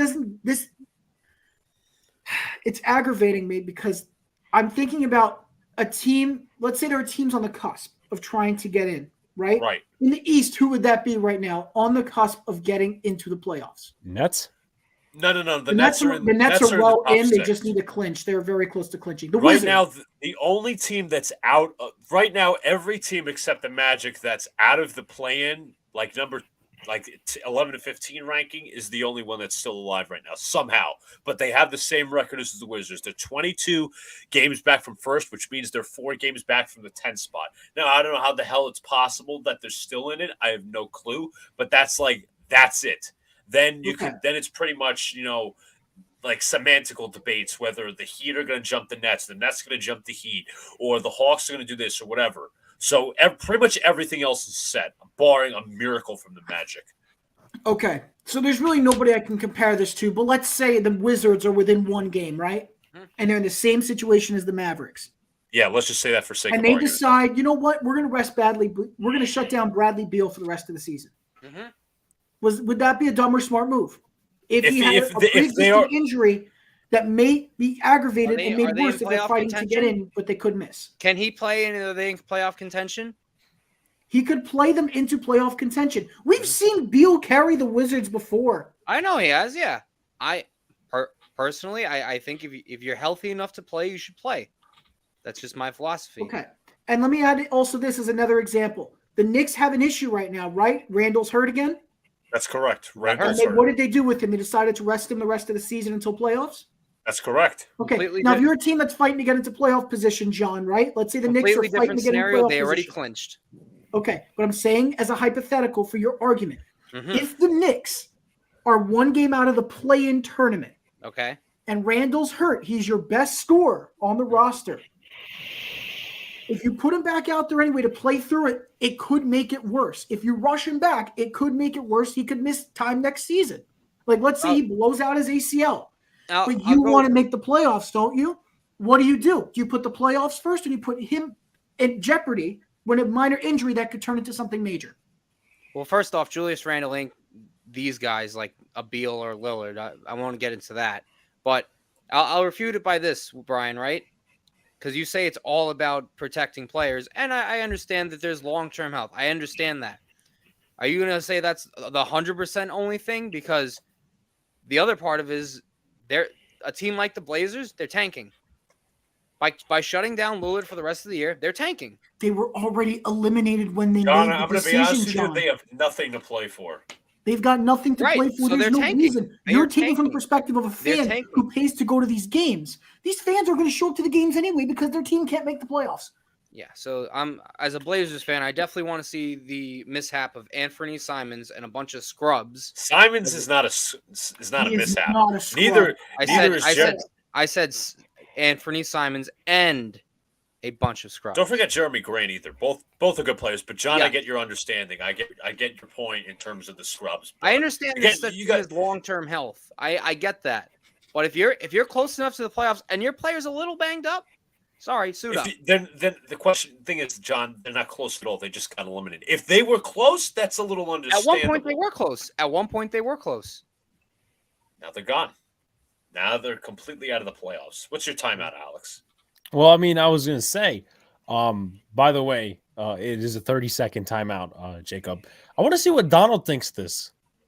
Yes. Thanks so much for asking. I was gonna give him the floor. Don't worry. Okay. Donald, what do you think of this rule? Whose side are you on when it comes to this debate? It's quite simple, really. He's hurt, and you don't want to risk the long-term health of Damian Lillard. I mean, it's a no-brainer. I mean, Damian Lillard was already warning us of what was going to happen a couple of games prior to him sitting out. He's like, at some point, you have to think about the long-term health of not just myself, but the organization. And at this stage, let me spit. Come on, you guys have spoken for 45 minutes. Come on. Right. So, like... No, I just wanted to ask, like, how severe the injury was. Maybe, like, 1 to 10. how severe the injury, Yeah. I'd say like a 4. It's a 4 because look, if you tear your It's calf, lingering, right, in that wrist, but he's also 33. yes, He's like 33. It's lingering, and what benefit is it that he's going to play the rest of the year? What benefit? fans get to say they saw Damian Lillard. Yeah, like what's the benefit? I'm simply saying I don't. It might not benefit the team, but when stars Well, are out, there it is. That's you just said it in a nutshell. If it but doesn't benefit it the team, hurts what's the the point? fans. It hurts the fans. The fans are the I think fans. it hurts the will fans always more support that the they're the fact that they've got Damian Lillard, who's had probably his best season of his career. And then they've got Jeremy Grant, and they've got Anthony Simons, 3 really good players. They got Nurkic, who's a good player, yet they've got slightly a couple more wins than the Houston Rockets. That is something that's far more concerning. If I were a Portland fan, than Damian Lillard playing when it's completely irrelevant. That's as simple as that. All right, fair enough. Well, I was also going to add, like, LeBron, I criticized him in the middle of the year for taking load management. Him and Anthony Davis, obviously, in the Nets game. Like, they were, at that point, they were out of the play-in. So it's like, I think there's more to criticize there. But, Donald, your thoughts on the 65-game minimum to be a part of awards like All-NBA squads or MVP or Most Improved Player? How do you like that? Yeah, that's as simple. Yeah, that's completely simple as well. Like, I really felt for a fan. I think he traveled from Australia to go see Steph Curry, and it was on his designated rest day. I think this stuff needs to be completely eradicated from the game. If you're healthy and there's no reason to sit, then you can't sit, as far as I'm concerned.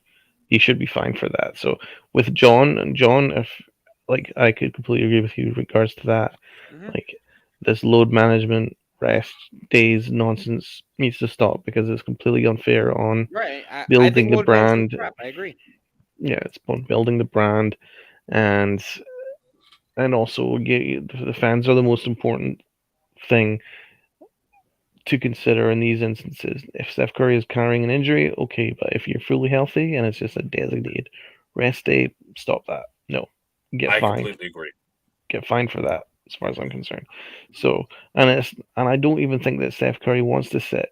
He's one of those guys that wants to play every day. So why even have him sit? So I don't like that at all. You know, Kawhi Leonard, I love Kawhi Leonard, but my God, he literally rests like half the year. He's a baby. He's a baby. I'm sorry. The players that do load management, they're babies. They're soft. I don't care whose feelings it hurt. I don't care if you're the biggest fan of them. LeBron, like guys like LeBron, Anthony Davis, Kawhi, soft as toilet paper. Seriously, Charmin ultra strong. That's why I really appreciate Julius Randle, man. Like that dude plays every single day. I think that's underrated. It is. You don't get that anymore. You seriously don't.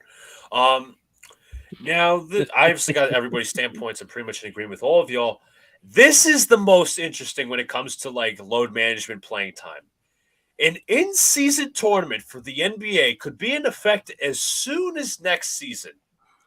Here are the finer details. Pool play games will be embedded into the beginning of the schedule starting in November. 8 teams will advance to single elimination in December, and the final 4 will be at a neutral site, potentially Las Vegas. So, first thoughts on the play-in tournament. There are more details to it. I was just saying the first details. There's more. Yeah, I was going to say, the good news is it's incorporated into the regular season schedule. That's the good news. That means the games that are already planned for next season for the schedule, they'll be part of it. So those games they play will count in pool play. And then the 8 teams remaining with the best records will roll over into the next month. And then even from then, it's like the question is when you roll over to December, right? Right. With the 8 teams in the tourney? I mean, how would you work that? Would you work that? Would you make them have pre-established games, or they're going to do a separate tournament? That's what I don't understand. You'll need to explain to me like this is like I'm 5 years old. Like explain this pool play nonsense. All right, so let me just also add this. Right now, they're on the Final Four, as I said, the Elite Eight, as they would call it in college basketball. The first couple of games, they all apply to the standings, except for the final game, which is the two finalists. They would play in an 83rd game of the season. That does not count towards the regular season standings. So everything else that I've just mentioned, the pool play games, the Elite Eight, they will go count towards the standings. The Final Four will count towards the standings. The Final Two do not count towards the standings. They're an 83rd game. I don't understand it. It's weird. It's weird. All right, I'll put here's the main detail. Each in-tournament game, except the two finalists, will count towards the regular season standings. I know it's a little complex to understand. Here, Luca, I don't know how everyone else feels about the play-in tournament.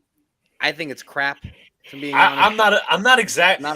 I could understand like trying to make these games more meaningful for the players, like to not sit out. But that's like kind of a gimmick.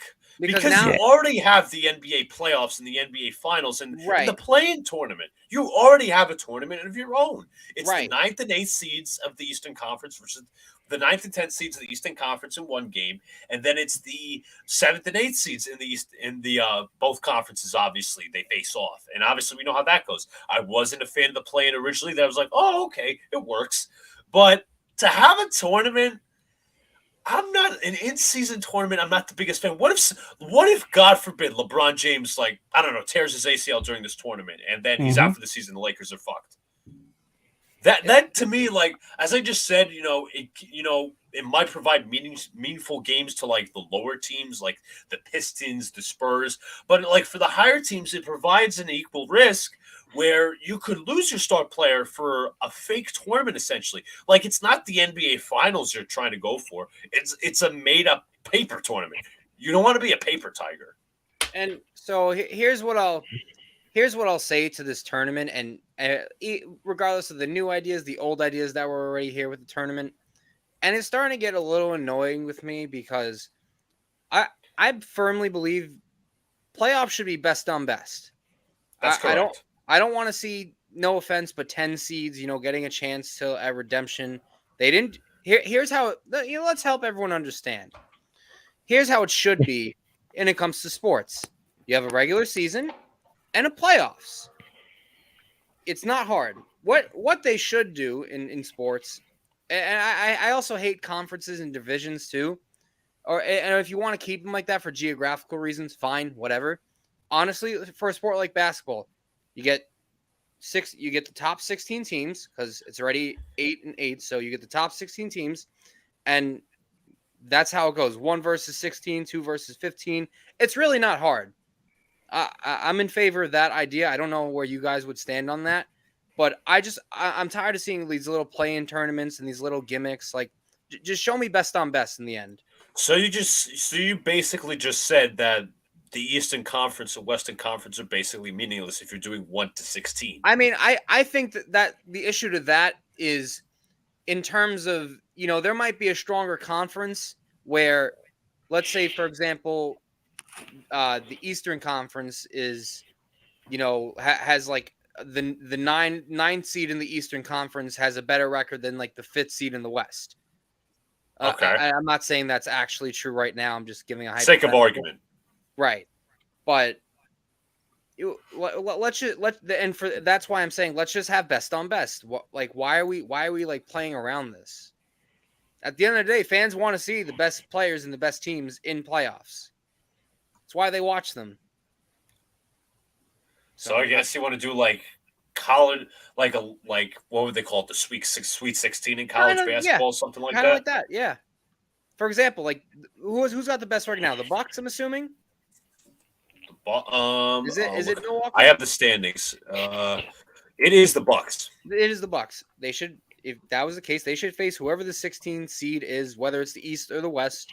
Okay. It also gives new playoff matchups. All right. Stuff that doesn't happen, stuff that'd be exciting to see. But that's just my opinion. So I just had an idea come up actually. Now, of course, we know I have bad takes, but I'm gonna throw this out real no. quick. Instead of doing a in-season tournament, Okay. how about you take the 10 teams remaining that didn't make it even into the play-in tournament in the season and have them do a consolation tournament?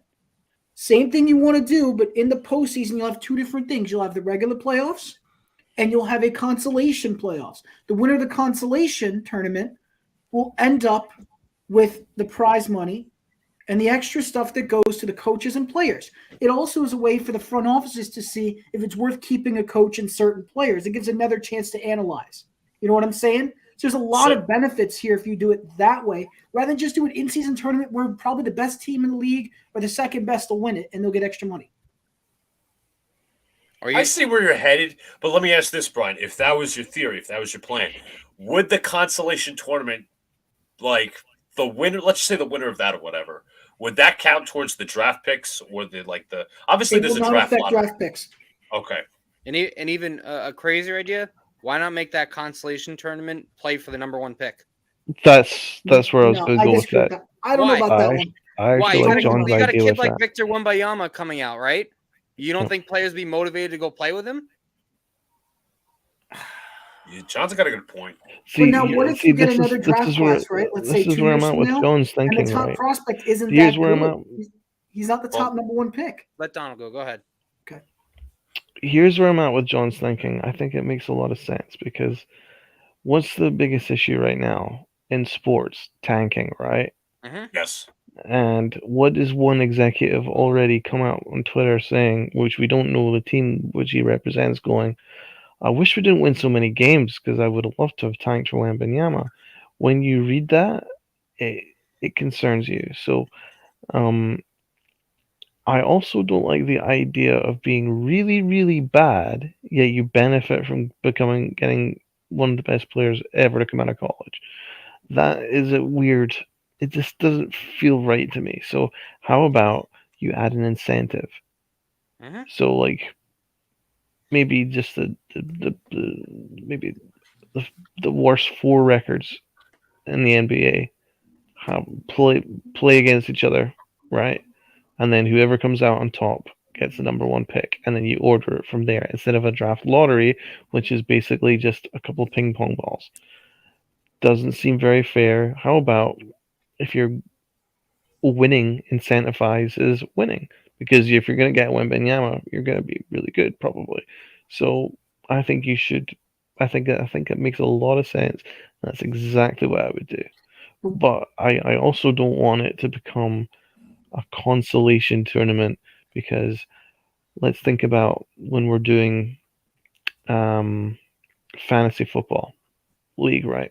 When you're out of the playoffs, do any of you guys give a fuck about your the 5th place in the 6th place? No. If I'm ever taken out of the playoffs in my fantasy football, I don't give a flying fuck after that, right? So I don't think that you should have a competition of the worst teams. I'm not going to sit and watch the Houston Rockets, Detroit.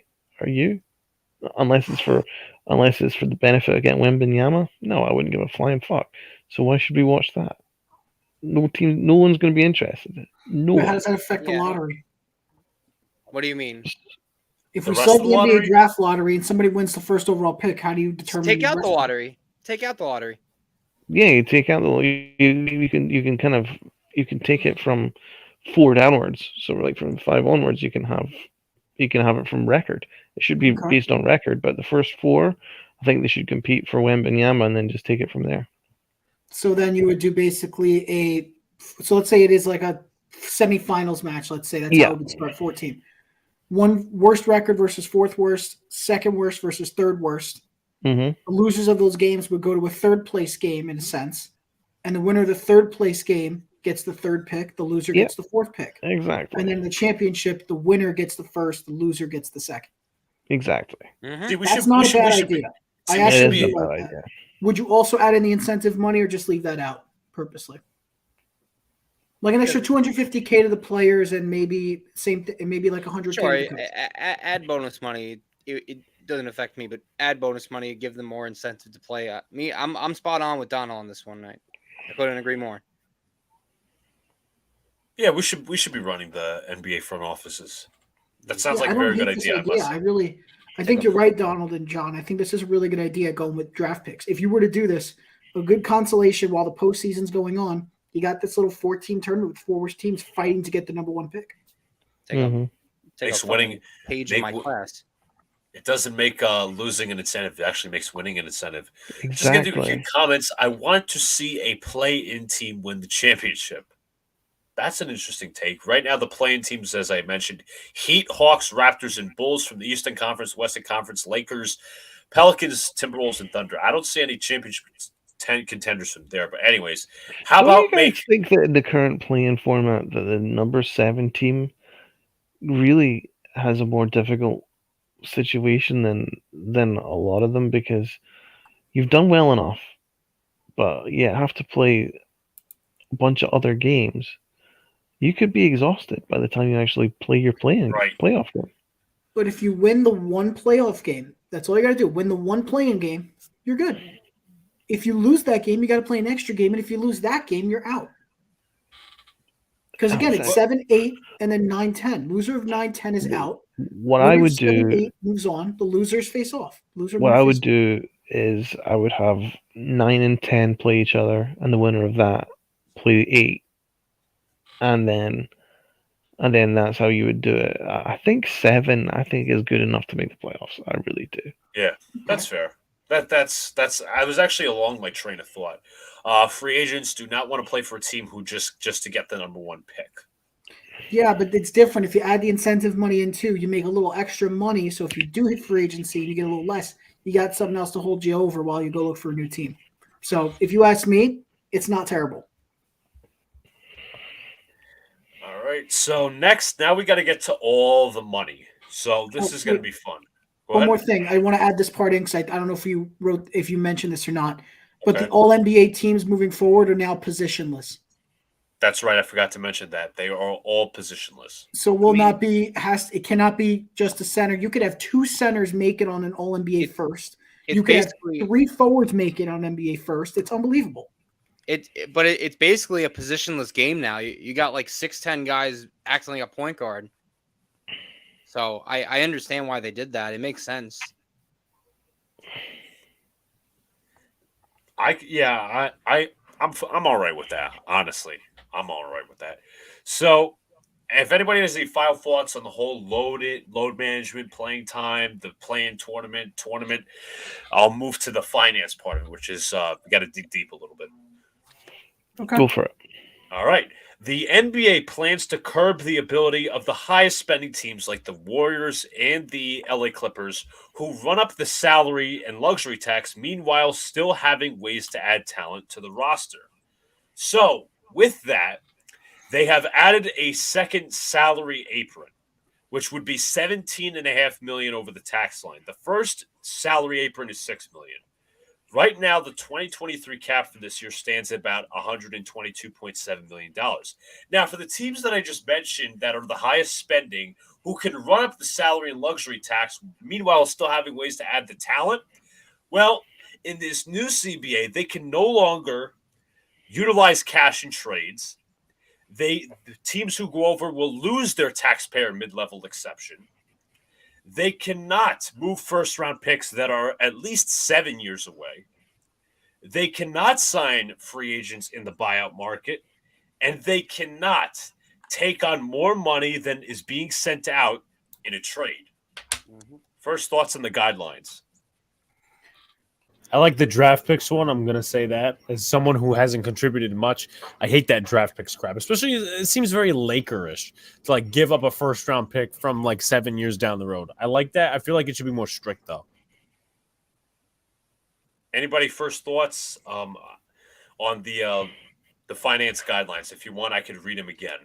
I'll speak on it a little bit. All right. I'll say that, I feel like I have to make this point too. The big deal about this is that with this tax mark, teams that reach the $17.5 million will no longer have the access to the taxpayer exception they'd get in free agency, which means there are certain players they can't sign once they hit that line. Right. And if this would have been in place last season, Players like Dante DiVincenzo signing with the Warriors wouldn't have happened. Joe Engels not going to the Bucks. Danilo Gallinari not going to the Celtics, and John Wall not to the Clippers. They would have never happened if this rule was in place. So the apron is smaller this year, and it would have prevented a lot of things from happening. And the only good thing is it's not something that's going to happen immediately. It's going to be eased in, and its objective is just to, open the doors for lower and middle spending teams. So teams who don't really break the bank or like spend a little bit, they will be able to spend more because there are free agents who want to go places that can't actually get them. Kind of like in the NFL, how with the way we have the salary cap there, if you run out and you go negative, you have a rule to avoid the negative and get back to positive for your cap space. You cannot be in the negative when free agency starts. So it makes the incentive of now, once you hit that mark, you can't get nobody else. It's not possible. Now the team that wanted to go to that team has to go look for another team to go to. Right. Like that's what that does. So I'll add an example. Who's a big name free agent after the season? Kyrie, yeah. Let's say Kyrie wants to go to the Lakers, which has always been rumored, right? The Lakers can't afford him because they're at the luxury tax line. They'd have to cut somebody and eat some of their dead money that hopefully makes enough room to compensate whatever Kyrie asks for.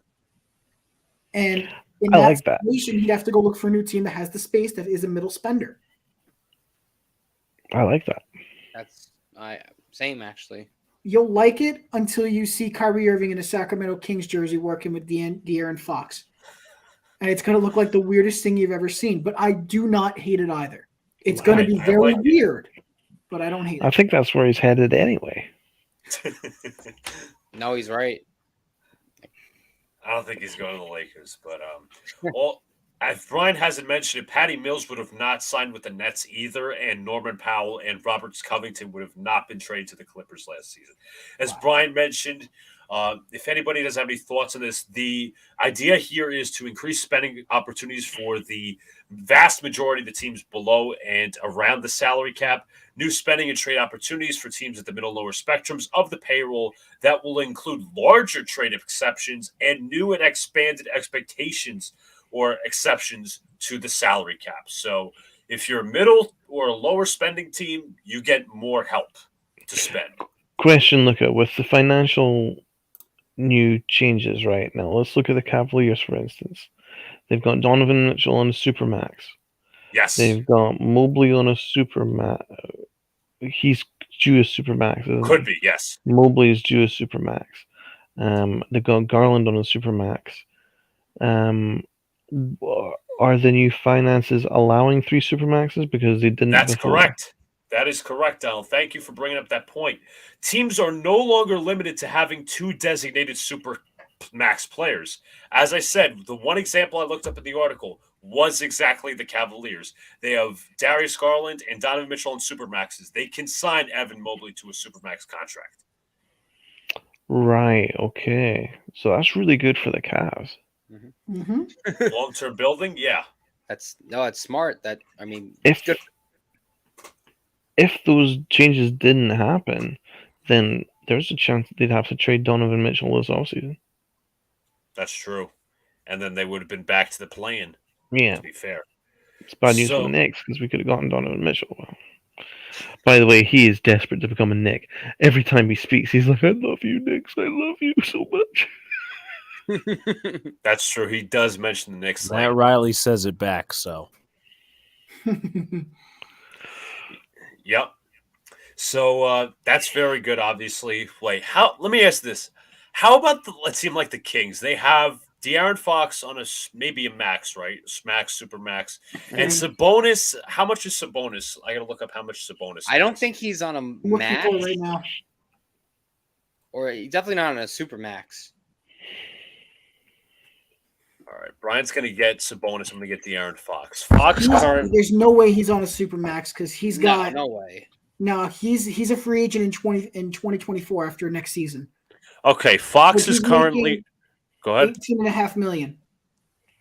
Fox is currently going to earn about $30 million this year, and then it goes up for the next couple of years. Like that helps. That helps a team like the Kings, honestly, for 3 max spots. Then you could finally attract a franchise player to go play in Sacramento. Now that they've made the playoffs, now that could have more star talent. Yeah. I like it. And they got a lot of young guys that are getting so much better with every game they play. Keegan Murray is awesome. And Davion Mitchell is not a bad player either. He's a phenomenal defender. Very quick, very astute. So you got Fox. I mean, they've Harrison Barnes I also like. But that, I think, with the changes that I've just mentioned with the Supermax contract stuff, I think they're going to be a championship contender in the next couple of years if they get the free agents, which they should. I don't see why not. Yeah. Because if those top-level teams are out of it, then the Star will be looking over and saying, you know what, I got to join the Kings. They have something going on. Yeah. So with that, the league, this is something also different as well. The league's licensing revenue can now be shared by the players. It's now projected to be at $160 million for next season. It can grow beyond next season. I know that's a rather minor talking point, but I think that's important. Now, for extensions, the NBA and NBPA, the Players Association, have agreed to increase the upper limits on extensions from an increase of 120% on a current deal to 140%. Under current rules, this is an example. Jaylen Brown would be allowed to sign a 4-year extension worth $165 million. Now, if you do the math, which I'm going to pull out my handy-dandy calculator, the math on that is, let's pull it up, 165 divisible by 4. That's around $41.25 million. That would be, under current rules, a Jaylen Brown contract extension. The final year on his contract is $31.8 million. But under the new rules, he'd be able to sign a 4-year extension with $189 million is the total salary. Now, if you do the math on that one, that is now $47 million per year. So the extension could go up. And now, obviously, max extensions, what I just mentioned about. So I guess you could say that the new extension rules with the increases and the Supermax deals kind of go hand in hand almost. Brian, do you have any thoughts on that? I mean, I think with the upper limits, it's okay. I mean, they are a growing company. They're always making more and more money every year. They haven't really recorded a loss. They're doing good. So it's nice to up the extension percentage. I'm trying to think of other players that we could use an example here because that is a very significant one with Jaylen Brown. But is there anybody else we know is entering a final year that's going to need a big extension? I'd have to look that up, honestly. I don't remember the free agent class off the top of my head. But I know it's a big deal because what this is going to do, it's going to push players now to, rather than test the waters in free agency and look for a bigger deal that somebody will give it to them, they're more likely to stay with the team that could actually afford to give them the more money that they want because of the higher percentage. So you can see less turns. There's a lot to this is 2024, obviously, I'm looking. A lot of veterans. There's not a lot of players like Jaylen Brown to say like a young up-and-coming star. I mean, you could maybe use Gary Trent as an option. He's a very good high-level two-way player. So you talking about Trent Jr.? Yes, Gary Trent Jr. Mm-hmm. He's somebody you could fit into that category. He's not a star, though. No, he's not a star. But he's a good role player, though. Good role player. Yeah. He's a very good role player, and I think he's somebody you could put in the same category as Jaylen Brown when it comes to a potential extension really increasing by the 20% as it projects. So 2 more things. One's rather minor, one's sort of kind of major. The sort of kind of major one is an agreement was made on shortening the qualifying offer match from 48 to 24 hours. Now, teams can only match qualifying offers in about 24 hours a day. And there is a 10% increase on those qualifying offers for the certain players. So that might be a rather minor detail. See it as it may. And another thing to cover the final term of the CBA, teams can now have up to 3 two-way contracts on the team. So I guess you can make more success stories out of the G League. But how do you guys overall feel about the CBA? What do you like? What do you not like? I think there's more. I definitely think there's one more thing that's really important I think we should touch upon. If you don't mind me adding here. Yeah. The NBA is adding more two-way contracts. Yeah, I put there's teams can have up to 3 two-way contracts. Yeah, and it's a big deal because in the recent years, we've seen a lot of success coming out of two-way contracts. If you want to name some players, I could say Max Strus and Duncan Robinson with Miami, Austin Reeves, Alex Caruso with the Lakers, Anthony Lamb with Golden State, Jose Alvarado, the Pelicans, and even Lou Dort with OKC. All these guys were on two-way contracts at one point, and they proved to have a big role on their team, and now they can expand further and have more players and opportunities. It's big for the game and good for the young guys who are fighting for a roster spot. I like this a lot. I like that. And in terms of the CBA, I get why some players didn't like it. I think they were more focused on I don't think it was the extensions. I think financially everything's pretty good. Yeah. I think the negative is like stuff like the 65 game qualification. Players aren't happy because they can't load manage anymore, which, surprise, surprise, play the game. Literally just play the damn game. That's the answer to that. You get hurt. Sorry. Not good medical staff. My knee is sore. Okay. I think that's one thing they're negative about. All NBA awards, they're a little negative about that too, because look, Joel Embiid could have a near MVP season and then not get put on the NBA first team because they want to give it to 3 guards or 3 forwards and not put a center in. Yeah, I'm kind of seeing that. I think they don't like the in-season tourney. I don't think they're going to like that because they feel like it's going to be too much on them, too much pressure, unneeded anything. I think they feel like it's just too much. And then one more thing I'm going to add here. The one-and-done era, this is something that's not in the CBA. The NBPA was trying their best to get the one-and-done era out and reduce the minimum age to get you into the NBA at 18 again. They were trying, but the NBA didn't budge, and they kept it at 19 years old again. So now the one-and-done era continues. 1 year separated out of high school you have to be in order to qualify for the NBA draft. That's so interesting. There is negatives in here, things they didn't add. That's a big thing, and they didn't add that. And, think about guys like I'm going to just throw a name out because he's a high schooler already. Bronny James. I'm going to throw him out. Right. Because he'll be coming out at 18 years old, and if this would have passed, he could have just went straight to the draft. And that would have been it. No need to go look for G League Ignite. No need to go look for No need to go overseas. No need to go to college for 1 year at Ohio State, because I think that's probably where he would end up going. There's so much. Instead of having the option to just go straight to the NBA and be that young player, now he has to play 1 season overseas or in some capacity another league before he can even qualify. So just stuff like that. I feel like players feel like it's much easier to just jump to the draft from high school. So that's a little bit of a negative. But in terms of financially, everything's really good. I think players, to me, some players will eject, some players will not. I think the in-season tournament some will object to, which is I actually kind of object to. But anybody else besides me and Brian, any final thoughts in the CBA? No, I think we hit everything. The CBA looks positive apart from the in-season tournament. I can't stand it. Sounds horrible. Sounds gimmicky. You look at it, sounds gimmicky. Yeah, definitely. So I think we'll move the CBA out of the way. Just to have a light discussion, I already mentioned the teams that have yet to clinch. Who are we blaming for the doom in Dallas? And are changes coming to the Dallas Mavericks? I'm going to start with Brian, Donald, and then John. I don't know who to blame. I think I'm just going to go with the stereotypical route and just say Jason Kidd, head coach. Because, you bring in another guy for talent that's supposed to help expand the roster, put you in a championship winning position right out the gate in a win now mode. And what happened? Now you're out of the play-in right now. And you're talking about resting your guys. Are you kidding me? That's a terrible decision. That's a decision that became one of the reasons why we got rid of him.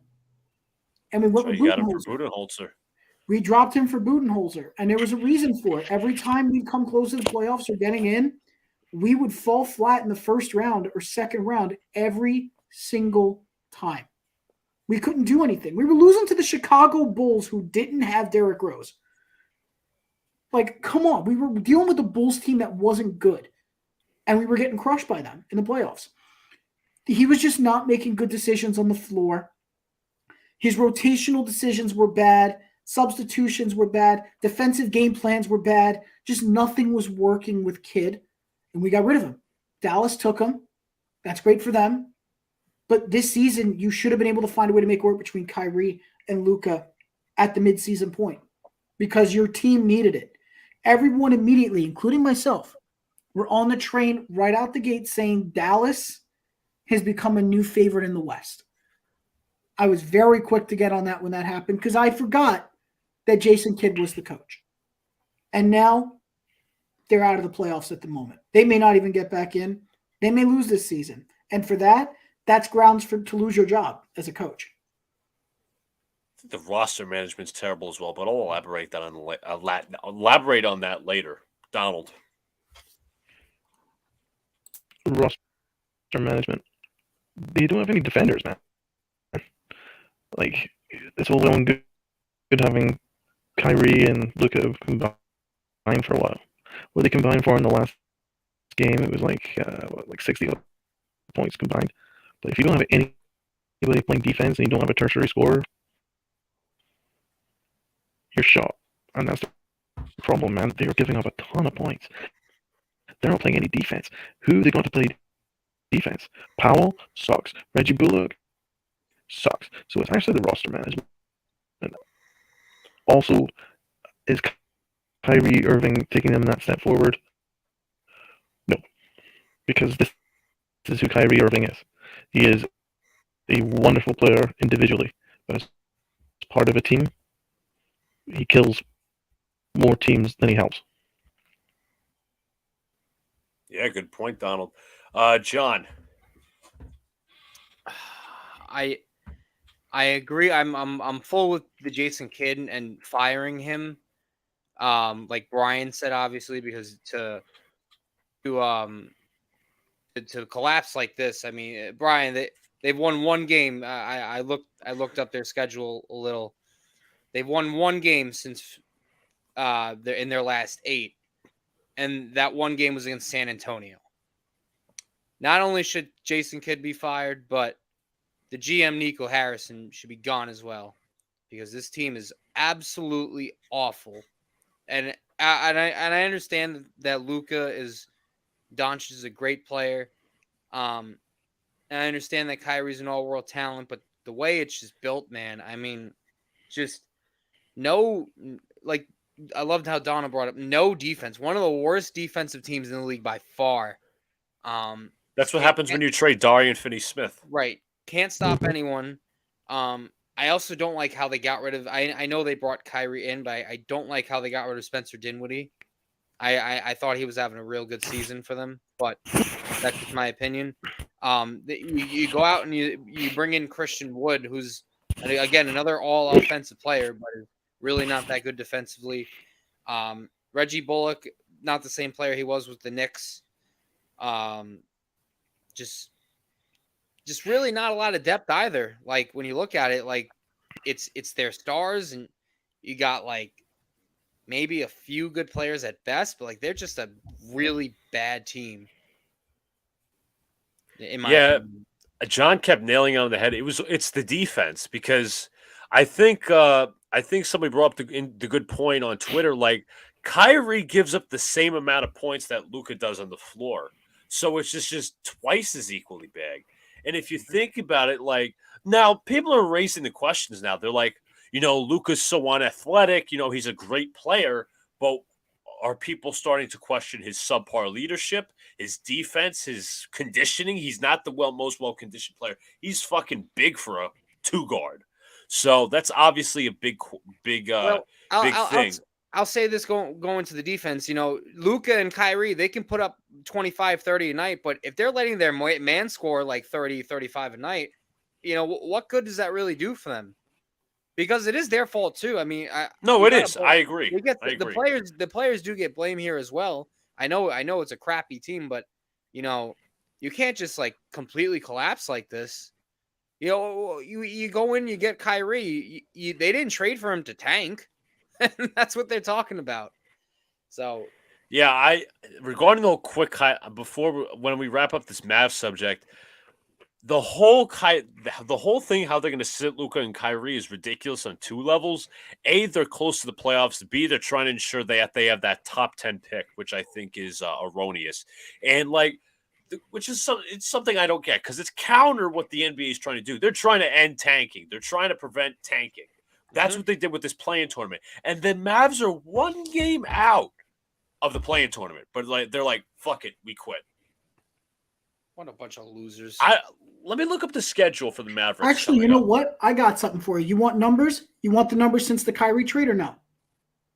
1 second. Mavericks are playing the Kings, Bulls, Spurs. They can win easily 2 out of those 3 games. But Brian, stats. They have played 24 games so far. 24 games since the Kyrie trade. The Mavericks were 8-16. 8-16 since Kyrie played his first game with the franchise back in February. Now, on top of that, the numbers. They shot just under 40 from 3. They shot under 50 from the field as a team. In terms of, everything looks terrible. You look at their opponents are hitting, they're hitting less threes. They're doing better from the field, though. And their free throws are identical, but they're getting out-rebounded. There's more turnovers. It just doesn't make sense. They turn over the ball more with Kyrie. They don't get as many rebounds because they got rid of all those guys to get Kyrie. Brian, to add on, downgraded defensively and in the board to get the boards. It was not a smart move. To add on real quick, Brian, the reason they can't rebound, they don't have a solid big man. They don't have a protector at all. But they got rid of him, didn't they? That's what they did. They got rid of one. I'm saying right now they don't have a current solid big man. Yeah, they don't have one, and that's a big problem. And we mentioned this before. We could say all we want about Dallas, but you can't win without a solid big. You just can't. You need strong performances from your big men, and they didn't have any to do that. There was no guy to step up. What were you going to say? You were going to say something like Maxi Kleber was going to be the one? No. Come on, not Maxi. Awful. What were you going to say? Reggie Bullock? Davis Bertans? Markieff contract Morris? Is terrible. Markieff Morris? Come on. There was just nothing. There was nothing. They had nothing but guards. Their guard plays all they had. And unfortunately, their guards can't play defense. It just when they have no strength in the bigs, they don't have the athleticism, and they don't have the game-changing ability. What do you expect?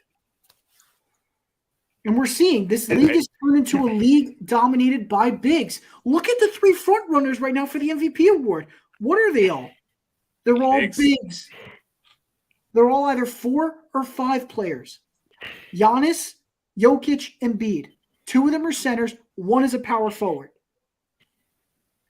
What does that say about the league? You can't succeed without one. It also shows that you can't win without defense. Yes, exactly. You cannot win without defense in the playoffs. Not many teams can afford to win games like 130, 128 in the playoffs. Not many. They barely survived. Why do you think D'Antoni's Suns never won a championship? Because they couldn't play defense. The Nets teams with Kevin Durant and Kyrie could not play defense. And then the Mavs get rid of the one guy on the perimeter who played defense, and Darian Finney-Smith, which they absolutely stink right now. And again, they should have. There's 2 things. They shouldn't have let go of Jalen Brunson. A. B. I love Jalen Brunson, but the truth for the Mavs fans out there, the truthers, they could have easily went after DeAndre Ayton in the offseason. Yeah. He would have been perfect for the pick and roll with Luka Doncic. So that's how I feel on that. Yeah. I'm actually looking at Nets numbers right now, just see what the Nets have looked like since this trade's happened. Okay. I'm actually looking to see what I could find on this, because what we say their first game is against Phoenix or Chicago? What will we say? Back in February. Phoenix. We'll go with Phoenix. Well, I'll bet you the house on this. They're not as bad as Dallas. 2, that's 3, 4, an easy 5, one. 6, 7, 8, 9, 10, 11. In 25 games, they've only won 11. So not much better, but still better than the Nets. Than the Mavericks. Their 3-point percentage was in the shitter. But their biggest benefit, they barely turned over the ball. They barely turned over. They were playing team ball because they had 24 and a half assists and about 41 rebounds because they had the size. And just in their defensive roles, they got better. Offensively, no, that did take a serious hit because they didn't have Kyrie, and then they lost KD. But you know what? In the end, for the Nets, this is fine because they're still in playoff position. They could still make the playoffs with this group. This group can maybe make it out of the first round, but we'll see. I mean, they got really good together as this young group of guys. It feels like the time when they had D'Lo and Dinwiddie together. Right. That's what this Net squad feels like. And the best part is they shut down Simmons for the season. And what happens? They just play fine. It doesn't matter if they're under 500 ball. They're still in the playoffs. As far as I know, their key cog right now is Mikal Bridges, and he's flourished. He has. Bridges has flourished. Who else has popped out? Has Cam Thomas still kept up his hot streak? Cam Thomas is actually going to be out of the rotation. Mm-hmm. Wow. Yeah. Cam Johnson has Johnson's played well. been good. Yeah, I've heard that. I've heard Johnson's been good. I mean, the beauty of it all is that in this trade, we see that Mikal Bridges has the ability to shine on his own as a possible star. And that's a good thing because for teams that need a strong forward, they could easily go after and try to pursue him from the Nets. Unless the Nets decide he's the franchise future. Sounds good. Does anybody have anything else they want to bring up on the NBA front that we could do for a little bit? Because we also have to hit a little bit of hockey, and then we also got to hit Alex's prospects of the week. Okay. Well, I I would guess say that I would bring up the fact that the Knicks had a really good indicator of their matchup against Cleveland, and they played great. Let me ask Brian because he's an outsider. Brian, what do you think of a Cavs-Knicks matchup in the first round? that's a 7-game series. Let's start that out. That's a game that goes the full way. That's Really? how that series goes. I'm going to be honest with you because the Cavs have so much young talent, and then they've got their main anchor in Donovan Mitchell. But for the Knicks, there's just been this unprecedented level of success we haven't seen since I think Melo was prime Melo, just working with JR. I mean, everything was working then. It took a while to get back to that point, but they're in a good spot right now. Like, as much as the Knicks fans gave Tibbs shit last season for whatever he did, and as much as, everybody gave shit to Randall last season, he evolved and he got better and proved that, he plays a big role in this Knicks team. More than we for him. give him credit for. They play for him. Now I've gotten to the point. I'll be honest. Donald could vouch for it. John could vouch for it. I've now actually. I was a very sharp Tibbs critic, but I'll say this: I've now actually I'm starting to get back into the liking mode of Tibbs because I'll tell you why. I'll tell you what. Watch Friday night and watch Sunday night against the Washington Wizards. I'm not blaming this on Julius Randle or RJ Barrett. I'm not. But without the two of them, what the hell? What was the offense? It was free flowing. Everybody was running in transition. Everybody was moving the ball. Everyone was finding each other for easy shots. Like when you have two, let's be fair, ISO heavy players in RJ Barrett and Julius Randle. It's kind of the offense can get snagged in at times. And it's not me shitting on either of them. Obviously, one's more inefficient than the other. There's a whole discussion about that. But it's like it just impresses me that now we see Jalen. Now you could really tune into what Emmanuel Quickly is on the floor, what Jalen Brunson is on the floor. Not that he hasn't shown any. Not that he has not shown any glimpses of being a star. He is, and there's also a stat out there that the Knicks are 11 points better with Emmanuel Quickly on the floor without RJ Barrett in the starting lineup. They have that stat up. So it's to see it free flowing. It's like the impact of Julius Randle being hurt isn't going to hurt the Knicks as bad as we once thought. Well, just look what they did to Cleveland without Julius Randle. And the last time Julius Randle played Cleveland, he destroyed them. So the fact that they can beat Cleveland in transition and with Randle and without Randle makes me think that they would beat Cleveland in a series because they don't play enough defense in the guard spot. Cleveland, they don't play any defense in the guard spot. That's the one. Donald's absolutely. That's the one thing to take advantage of. Donovan Mitchell can't play defense, and nor does Darius Garland as much. But that's the big thing to focus on. They play defense well in the. They play defense well in their two big men in Mobley and Jared Allen. But I'm also going to add in really quick. You may say that now, but don't forget the team defense for points allowed per game.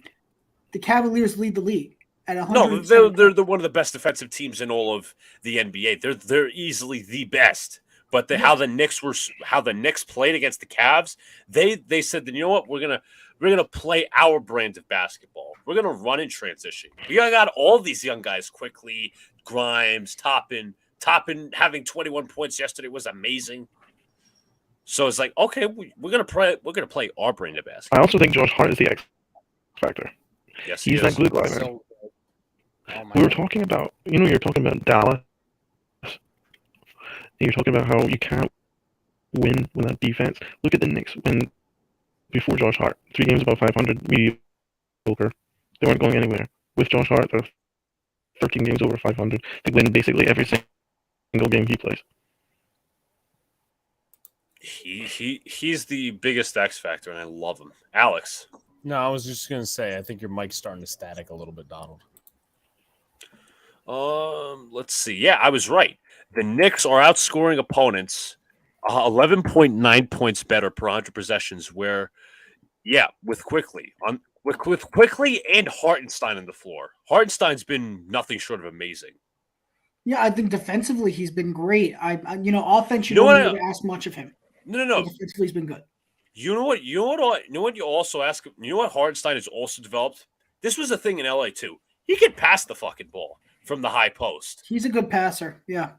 When you get him to pass, you are using his strengths, and that's what I love. What Tom Thibodeau has basically allowed him to do, and it just adds another gear to that second unit. So I'll give you a key to that series when it comes to Cavs Knicks. The Cavs are one of the worst teams in the league when it comes to defending the three. They're one of the worst teams in the league. If the 3-point shooting stands out with Hart, with Quickly, with Grimes, with Brunson, you will beat the Mavs. The Mavs are not good defensively when it comes to 3 points. Wait, we're in the Western Conference now? Cavs. I said Cavs. Sorry, they're very similar. Cavs and Mavs. The Cavs are not a great 3-point defending team. They want you to come into the paint and post them up. That's what they want because they know that's they what can RJ block Barrett will do. Everybody else will shoot from 3. I know Randall will just take the mid range. That's really what he'll do. He also needs to. If the key is Brian, he also has to be efficient from 3. Like if he shoots 3 of 8, 3 of 7 from 3 daily, then that's not a problem. That you can live with Julius Randle. But again, he's part of the X factor. Yeah, you're right. So I still think this again. I said this a couple of days ago. I think I never factor regular season records when it comes to, teams facing other teams in potential playoff scenarios. Because we said the same thing about the Hawks. Oh, we can beat the Hawks. Well, we didn't beat the Hawks. We lost 4-1. But regardless, I still think that out of all the matchups, I want the Cavs. Okay. That's fine. But you also want the advantage, don't you? You want the home court advantage. Of course. That's big. So you need to fight for that 4th seed if you can get it. I doubt it's going to happen. But, you're on a 4-game win streak. I wouldn't say that. Yet. You're on a good streak. You've beaten some good teams. You're not out of it yet. Let me see what the Cavs did tonight. No, they play tomorrow against the Magic. They play Thursday against the Magic, and I'm not sure if they have any games left after that. I'll tell you right now, for the Knicks, this is what you have left. For you, you've got 3 games. You've got 2 against Indiana and 1 against New Orleans. New Orleans is the toughest team because they're one of the best defensive groups overall. And that's because they're a good 3-point defending team, and they've got Brandon Ingram inside who could easily block any shot you put up. So they're a tough team. But Indiana, that's beatable. You can go for 2 of those. You could take them out both times. You can. I would say if you're talking about – what was the team? You said Miami, right? Wait, no, my fault. I'm losing track of my days. Cleveland is facing off against the Magic for 2 games. I got to check the other game. Yeah, they've got back-to-backs with the Magic in Orlando and then Charlotte. They've got the clear game advantage. But if the Magic pull off a miracle and beat them even once, and you could pull off the full sweep, you might be able to hop them, right? It's only a 1-game difference? It's like a 3-game difference actually between Oh, the. yeah. No, you guys are screwed. Sorry. Listen, I'm fine with being the 5 seed. I thought it was 1 game this whole time, and it was actually 3. Oh, wow. Yeah, no, you're screwed. Yeah, There's but no way they lose all 3 and you win all 3. yeah, that would be miraculous. But just gonna let you guys know as a little preview, we'll be calling NBA playoff games here for the most part. We'll be calling some Knicks games, the Nets play-in game, obviously, and obviously if they get in, well, the Nets are actually the 6th seed, so they will be calling some games there. So keep it here for the Knicks playoff content. Any final thoughts on NBA before we move to the next topic? All right, Alex, take it away. Well, I mean, are we doing a little bit of hockey and finishing off with a prospect, or what do you think? John, what do you want to do? Come on, do we really have to ask? All right. We'll tease a little hockey and we'll finish off with the prospects of the week. Luca, do you want to go first? No, I was going to let you go first. Oh, wow, okay. Ladies and gents, the New York Rangers are back in the playoffs. Fuck yeah. I'm excited for playoff hockey because now we get to actually have 2 playoff teams to watch, the Knicks and the Rangers. First off, thoughts on the game, the last game Sunday. I thought they absolutely beat down on Washington yet again. The kids. Yeah, no, they've been playing friggin' fantastic of late. I'm glad Gerard Gallant has kept them together. The beautiful goal by Alexis Lafreniere where that was a thing of beauty. Oh my God, he put it between his legs and he just backhanded it past Darcy Kemper. My goodness, that was pretty. Kako's been heating up a little better. DeAndre Miller. I was about to say the first round picks, man. They've started. Keandre Miller's gotten over 40 points as a defenseman this year. Like, I mean, I know like a lot of scoring's gone up in hockey, but my God, his ability to skate and his size is just becoming a nightmare. I mean, he fought for that effort on that first goal on Sunday, and no, I loved it. Love to see him bounce back after his stupid suspension, but because he's not spitting on people anymore. So there's that. Yeah, the kids are heating up at the right time. It seems that they're cleaning their issues up defensively. Mm-hmm. It's like when the Rangers, like I have confidence, like the Rangers winning a game when they score first. Like they have resiliency to come back and all, but I think the play of the kids and the defense around the goaltender is going to be key when it comes to the playoffs because they got off to a bad start against the Devils and they weren't able to come back. They weren't good on the power play. No, not at all. And it happened in Buffalo too on Friday night where they were just dominant, like to a team that they're clearly better than Buffalo, and they started a rookie goalie that night, but they had no business getting dominated like that. I mean, the first period, I think the shot totals were like 14-4, just absolutely outplayed and outworked for every puck battle. And I know you'll have your off nights, but it's been a little bit too concerning to me where it's, how many times you're going to start off slow and then try and come back to it. It's not a good – Brian's team knows that. Florida, last year, they had the most comeback wins in the NHL, fell short in the playoffs. It's not a recipe. That was different, though. It's not we had issues with penalties. We couldn't – every time we got a penalty in and we had penalty minutes, we could not score. We couldn't score a single goal in penalty minutes at all. No. On power plays. And that's my point. You need to get off to fast starts because once you start falling behind in playoffs, it's a whole different atmosphere. And whether they face Carolina or the Devils, whoever decides to win that division, because I don't think the Rangers are going to win it. I think they fall too short. I don't even know which team I'd rather face right now. I think I'd say the Devils. Okay. But it's a little bold, but that's just because I like Carolina's system better. But the Devils are where it's I mean they're a tough team too. It's not like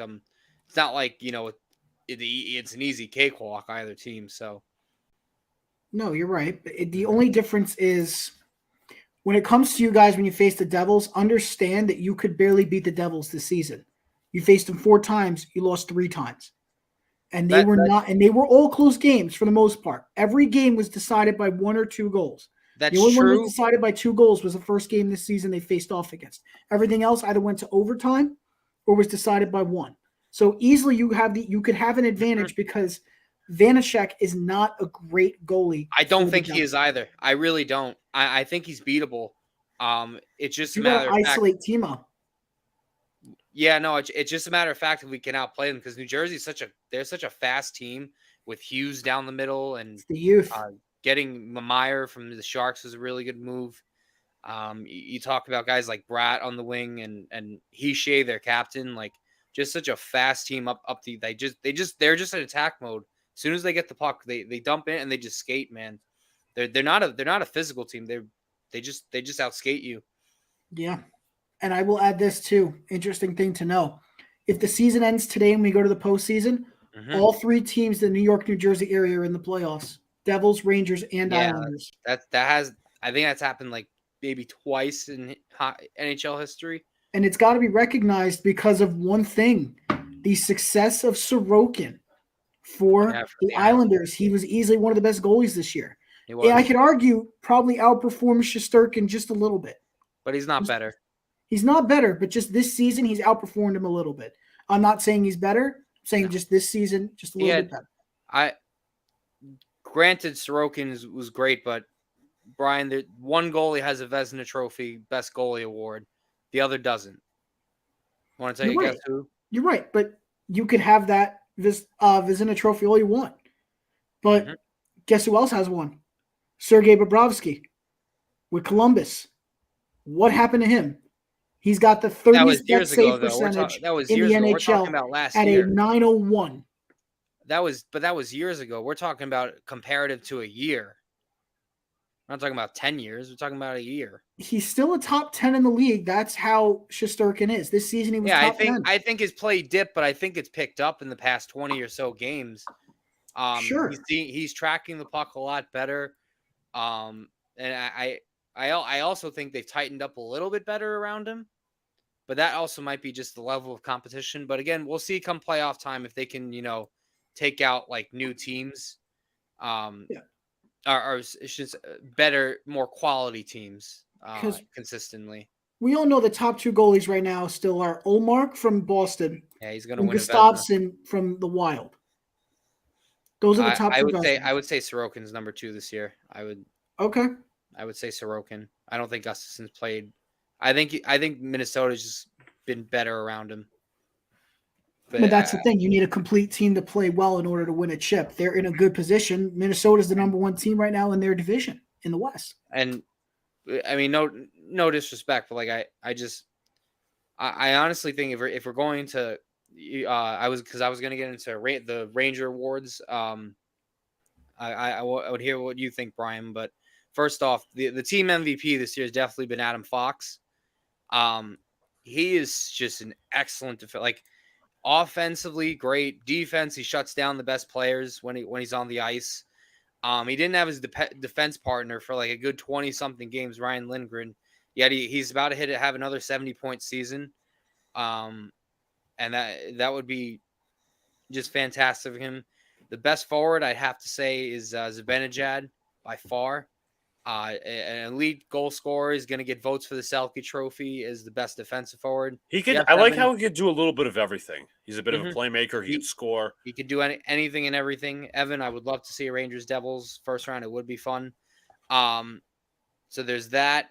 The most improved player is definitely Philip Hedl. Kid broke out. He's almost got 25. He's my favorite out of the kid line, honestly. Yeah, no, he's got a knack for the puck. He's got good hands. He's good away. He's gotten a lot better position without the puck. I have to say that he creates his opportunities by getting in areas where he knows he's going to score, and he's also got a pretty good speed too. He's a very good skater. But and I have to say our worst liability this year in terms of important players has definitely been Jacob Trouba. I love that he could hit. He could fight. He's a leader. But other than that, man, our captain kind of sucks. If I'm being completely transparent, he kind of sucks. Dude couldn't stay out of the box. It's not even that. It's just his puck skills are terrible. Sometimes he he looks lost defensively, and I'm like, I hope it's like, okay, he wakes up during playoffs, it's like just something better. He's looked better of recent, but like his start was horrible to the year. I gotta say, I think the biggest positive for you guys this season has definitely been your defensive lines. Your defensive lines have been some of the best in the league. They really have. At times, yes, but at times it's like, yeah, they just get outworked, man. And if they don't have Lindgren back for playoffs, I'm concerned because I don't want to see Ben Harper in there for a 7-game series. I don't.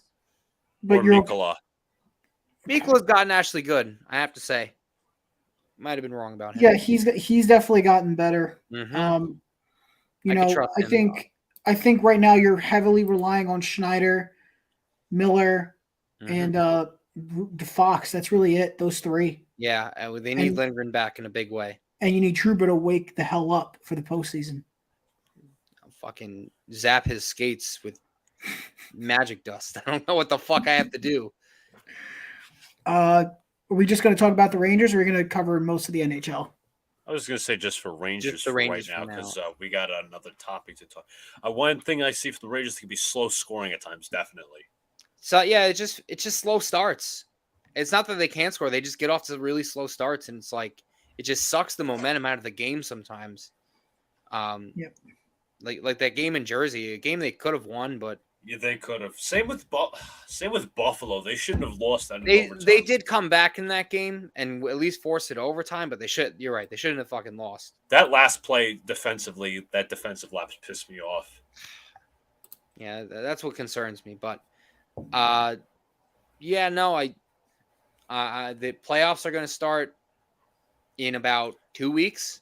One question, John, to end off the segment. Right. If you were given an option, you could only go to one game. Game 3, the Knicks are up 1-1 in the series, $175 upper deck, or Rangers one. Who would be home? The home field advantage, the Devils, right? Yeah, the Devils will get home right now, so they'd get or 1-1.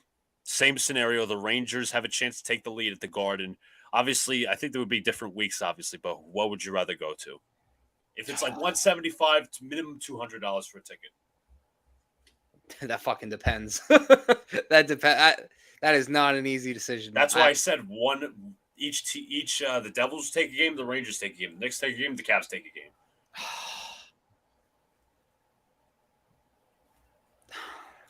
By a hair, I'd probably go see the Rangers. By a hair.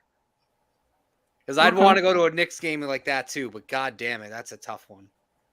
It was a good question. It was very good. It was. I do have a question I'm actually going to give you right now. You'll like this one. Okay. Rank the teams by who's going to have the best Stanley Cup chances. Devils, Rangers, Islanders. I'd say the Islanders are last. Of course. But who's higher, Devils or Rangers? I know the Devils have had a better regular season, but I'm going with the Rangers over them. They have more of a veteran presence. Mm-hmm. More playoff experience? More playoff experience. They have a better goalie. Patrick Kane. Igor Shesterkin. I'm sure the Devils kids are just breaking onto the scene, but they're. I'm sure the kid line is a little more seasoned. They are. Well, it'd be nice to see it because in the Eastern, for the record, I think for the Eastern Conference, what is it? The last 2 or 3 seasons, we've had at least one New York team in the final, in the conference final. Mm-hmm. We had the Rangers last year, and the year before that, it was the Islanders. I think they were on a third time before that. Yeah, you're right. And again, the Rangers didn't just go out and acquire Kane and Tarasenko to get bounced in the first round. I would be stunned if that happened. I'd be pissed off. I wouldn't say first round. I think second round would probably be the floor, the correct floor. No, but yeah, I agree. I mean, you guys have the roster. It depends on who we draw in the second round. It really does. Because I don't think Boston's going. I don't think Boston's going to win the cup or maybe even go to the cup. I really don't. I disagree on that. Listen, they are super overhyped. I wish I could say it better. You're wrong. You could say. Listen, you could say I'm wrong. Mm-hmm. But this just reminds me of Tampa too much. It does, of the Lightning. Dude, their goal differential is plus 120. They're You're in the telling me that hundreds for can't fall apart in the postseason? I didn't say they can't fall apart, but they're fucking out of their mind. Dude, they reached the President's Trophy with like 60-something games. They dominated the league. They dominated. You're right. They did dominate.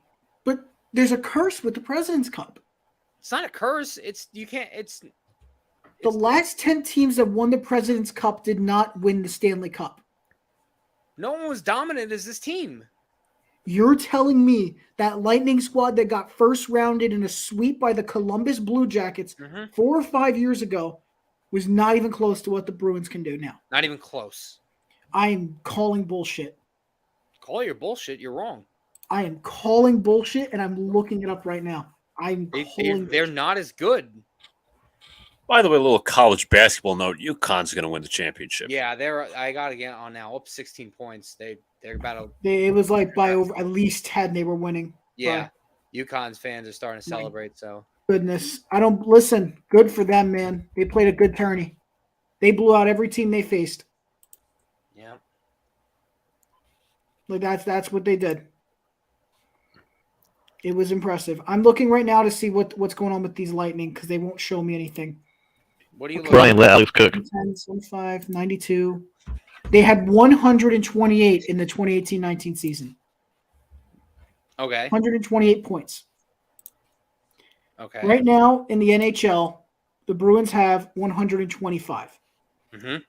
And there are 5 games left to play. Right. You don't think they're going to get 2 more wins? They will probably get the last 2 wins, but I just don't see them.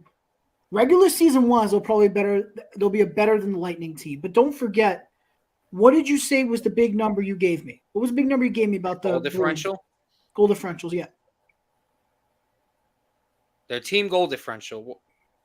Basically, goals for and goals against, basically multiplying the numbers, basically. I mean, subtracting them. You're basically how many times you're on the ice when you score and how many times when you're not on 5-on-5. Okay, so it's like a plus minus stat. Okay, I'm looking for it because I'm trying to see what that number looks like. I'm telling you, dude, they've scored. It's at 120 for the Bruins. That's nuts. The next closest team's in the 50s. That is historic. That's historic. You're Yeah. right. What's up, Almighty? I just feel like I know how history has played out. It has been a long time since we've seen a President's Cup team win the whole thing. If you want my favorite right now and you're going to massively disagree, I'm going with the Golden Knights. What? I got Vegas. They won't come out of the West. They will come out of the West. Brian, Don't tell me you think the Avalanche are coming out. Because they're not coming out just with It's either the Avs or the Oilers. Okay, Oilers I can agree with. Avs, no damn way. They're not coming out of the West. Brian, I don't know what kind of silly bet you're about to make here, but I'm telling you, you're wrong. I could put a bet right now for NHL, guaranteeing that Vegas goes to the Cup. Brian, if you're wrong, you have to wear a clown costume on the show. I don't have a clown costume. You could buy this shirt either way. How about that? I mean, that's a good idea. Okay. I'm going to mark it now. Okay. If you could write this down, you're all witnesses. If the Vegas Golden Knights do not make the Stanley Cup, I will come on this show with the shirt that says "Let Brian Bake," and I will wear it backwards so it says "Bad Take Brian" the whole show. Okay. Deal. Okay. Does that sound good to everybody? We have a deal. Okay. Donald loves this. I know he does. Yeah. Well, it's Brian roasting himself, so how can Essentially, you not get enough of that? But I don't know. Luca just decided to disappear. But with that being said, I'm actually going to take us to our next and final segment. But anyway, so while we're here, let me do my little introduction. Welcome to our 6th presentation of NFL Draft Prospect of the Week. This week's candidate is Luke Weipler, center, Ohio State. Weipler is 21 years old. He is listed as 6'3", 300, and played 3 years at Ohio State. He's coming out as a junior and started 13 games in each of the last 2 seasons. Statistically, 2020, he played 3 games, 15 snaps. 2021, he gave up 7 quarterback hurries, 1 quarterback hit, 0 sacks in 13 games. And in 2022, 7 quarterback hurries, alike to the year prior. No quarterback hits, sack, and 13 games as well. So let's take a look and dive into this possible starting center at the NFL level. You can order a clown costume online. Yep, but it's also more fun if Brian just wears the shirt. But he's number 53. He's going to be the center. So right here, I mean, he's just putting this guy on the ground with the help of his teammate, of course. Right here.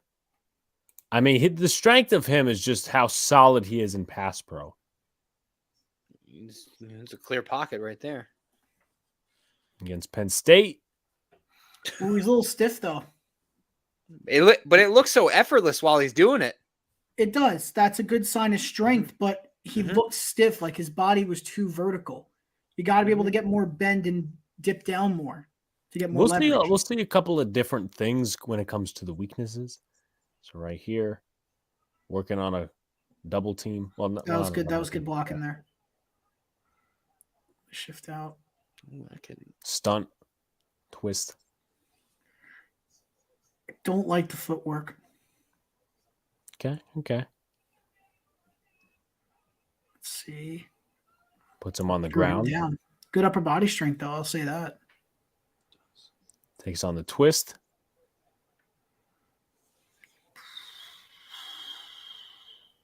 So that could worry you a little bit, but also as well, I'm going to go back. Just could have been a holding. What I'm not necessarily, I don't think I'm concerned about that. It's just the way he's angling his body. But also, if you want to look at a silver lining, he could also force said defender into the ground like that. Keep going a little bit. Like his ability to engage is strong. I'm liking it, but I don't know. It's a little inconsistent, slightly, with his footwork after the engagement. All right, here's the running game. Still number 53. Okay. Next, nice combo block. Working the duo. I'd love to see what it looks like when he goes to the second level. Right. I can't show my cursor, but near the safe light, near the A, if you will. Okay. Right here. There we go. That's what I like to see. Moves up. Second level again.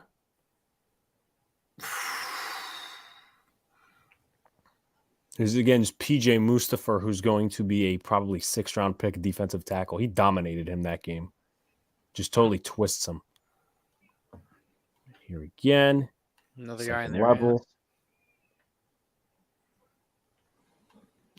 All right. Still doing it again. All right. Here, I believe, is where we start getting into the weaknesses. See, I don't like that right there. Yeah, he didn't really grab and hold and stay engaged. It kind of like he gave a little punch. Yeah, there's that. Also, he's ducking his head, which is not very good.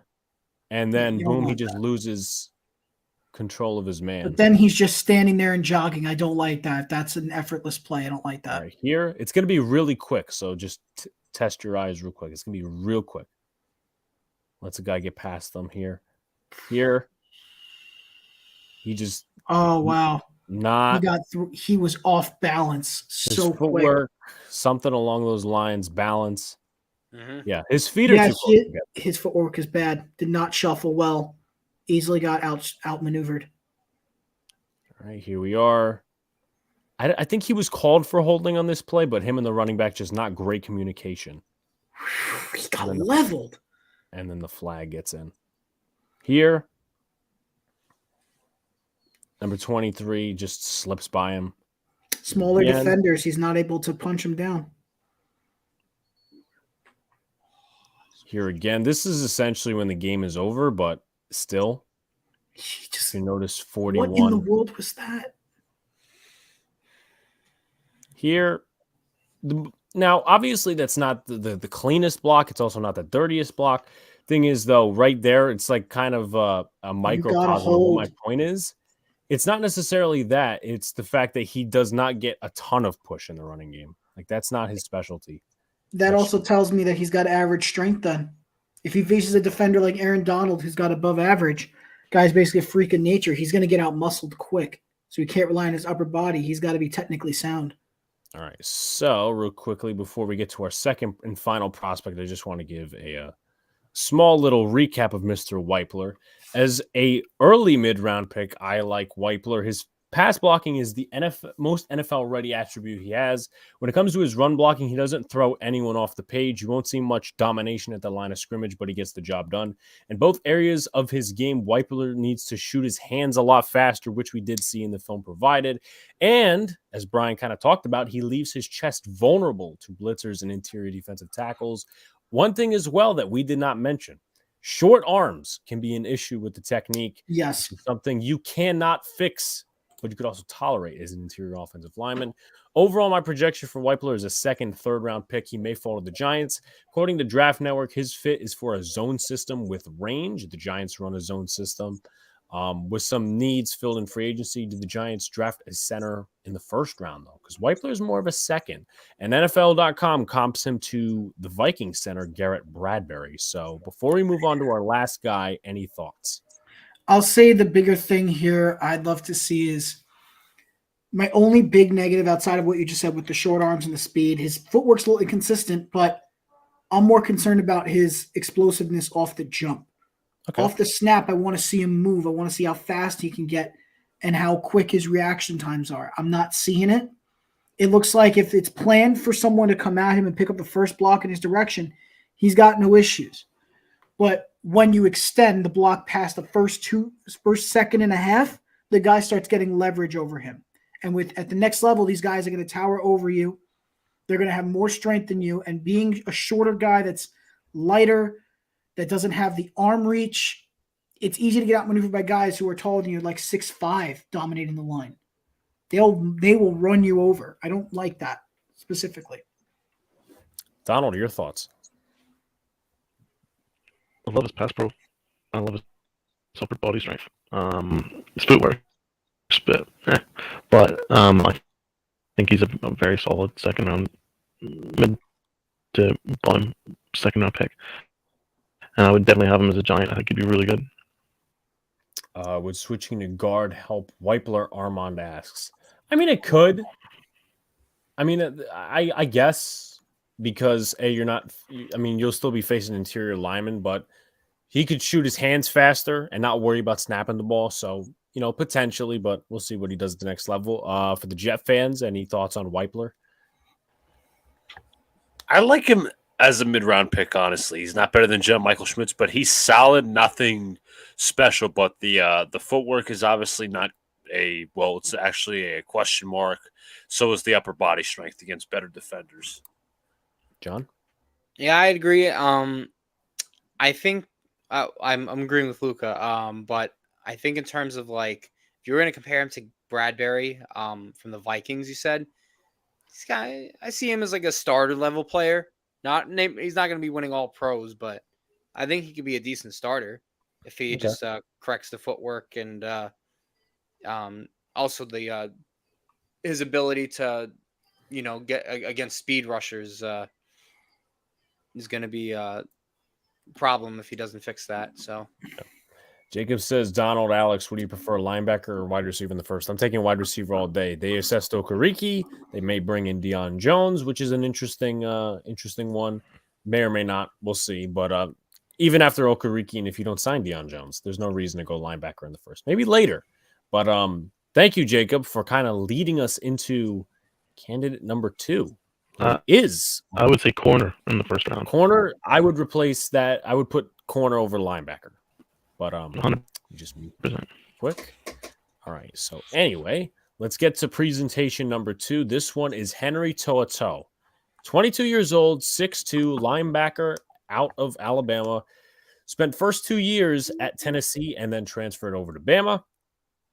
This year for Bama, 2.5 sacks, 94 total tackles, 8 tackles for a loss.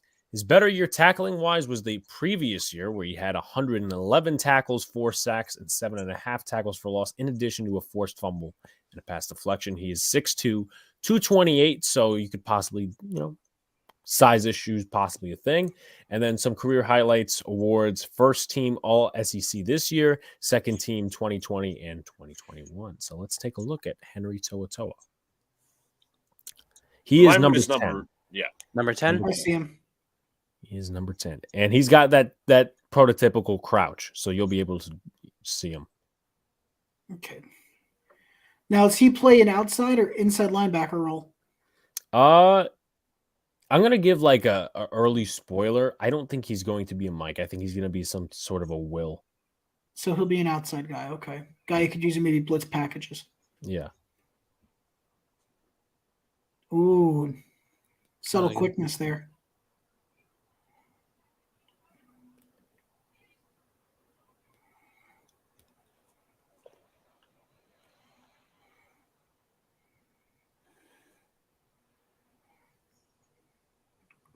Stop on second.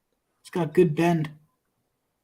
So no specific tackling or anything for this play, but he's reading the boot and he covers the tight end for 2 split seconds, and Jaden Still Daniels good IQ. run the other way. Looks like he doesn't miss a lot of tackles. I wouldn't hold my breath. Spoiler. Oh, sorry. Hooker escaping from the pocket. Yeah. Here's a nasty hit he puts on Jaden Daniels. Yeah, that's a flag in the NFL. Let's do that again. Knocked him on his ass. Oh. Okay, here I think we start getting into the Yeah, little because bit he of- couldn't shed the block there. That's a problem of his. So here he just misreads it. Actually, no, he doesn't misread it. He doesn't tackle right. Watch him. He's going to be one coming up this, I believe it's the B gap here. There's Okay. a chance at tackling the running back, which we'll see in a second. Here, could have been a perfect stop, but He didn't. He went too low. touchdown. Here goes flying. This one, and I get it, the ref was in the way because the stupid zebras, but here, just No, he got out. He got juked there. Oh, no. Can't have that. here, just totally misplaced. Just lost his balance. Right here, he's just That was a totally thrown well-placed off the block, but page by the littlest block from the left guard. He cut too far out. He should have read to stay inside. Number 69 is just bullying him right here. This one, I mean, I didn't get a lot of blitzing clips, but he's just being totally bullied by number 20, who's the running back. Also, as well, I'll add this in because I didn't get too many reps of it. He is solid in coverage, if that means anything. So here, I mean, this is a tight end we're talking about, and Tight ends are stronger than him, though. I think his biggest issue is weight, right? How much did he weigh? 228. That's 228? No, that's not great size. Can't be. Right Got here, to be like closer to 250. Closer. this is the opportunity because he's blown up. Here again. That one is more of like reading the gap, if you will. So let's scroll it back a little bit more. Okay. So watch number 10. He thinks Daniels is going to take it, but if he recognizes it, he probably makes a tackle that. That's an issue. Gotta make those 7 reads. yards, it's 3. Here, this is another missed read. Okay, so number 10 going to look at the running back. Nope. Guess what? Read option put to perfection there. Yep. Here's another one. I'm just gonna say now, I don't like anything I'm seeing of this guy. Look, it's his size isn't. I think the biggest issue is his size. So if you're going to put him at the middle linebacker position, he's not fit for it. He's too heavy. I mean, he's too light, so he's easily going to get out muscled. Strength is a big question. He's got great speed. Don't get me wrong, but he doesn't got any pop. There's like no He strength. doesn't have any. He doesn't have great angles with tackling either. I like a lot of the flaws that I saw. Wild. It was arm tackles. Yeah, So- it's very wild. I don't see him being a good pass rusher. It's like if he gets run into by anybody, they're going to knock him down because he's a pushover kind of guy. And you could tell his IQ in the sense of like reading plays and making adjustments in the moment tacky. aren't there. He bites too easy on fakes. That's why I told you guys hold your breath because the second half. But anyway, to finish up my description, after watching a 3-game sample size, I'm not the biggest fan. He's a solid coverage linebacker with modest tackling abilities, solid speed, and modest diagnosing skills. Why I say modest is many describe him as undersized for the linebacker position, making him vulnerable to be piled up on by blockers of any kind. His blitzing skills aren't the greatest unless it comes to stunts. His tackling abilities can flop like his diagnosing skills. His diagnosing skills often give up big plays, whether it's in his gap or not. I don't see him as a great fit for the New York Giants, despite Draft Network's analysis, because they think that as long as he's in a scheme where there's a lot of stunts and blitzes, that he'll be fine. I don't think so, personally. Other than coverage, his inconsistent tackling and reading skills will trouble him at the next level. In addition to his inability to take on blocks, I think he's a 4th, 5th round pick. Agreed. And I think he's not even a bench player level. I mean, like not even close to starting level, like second string guy. Not even.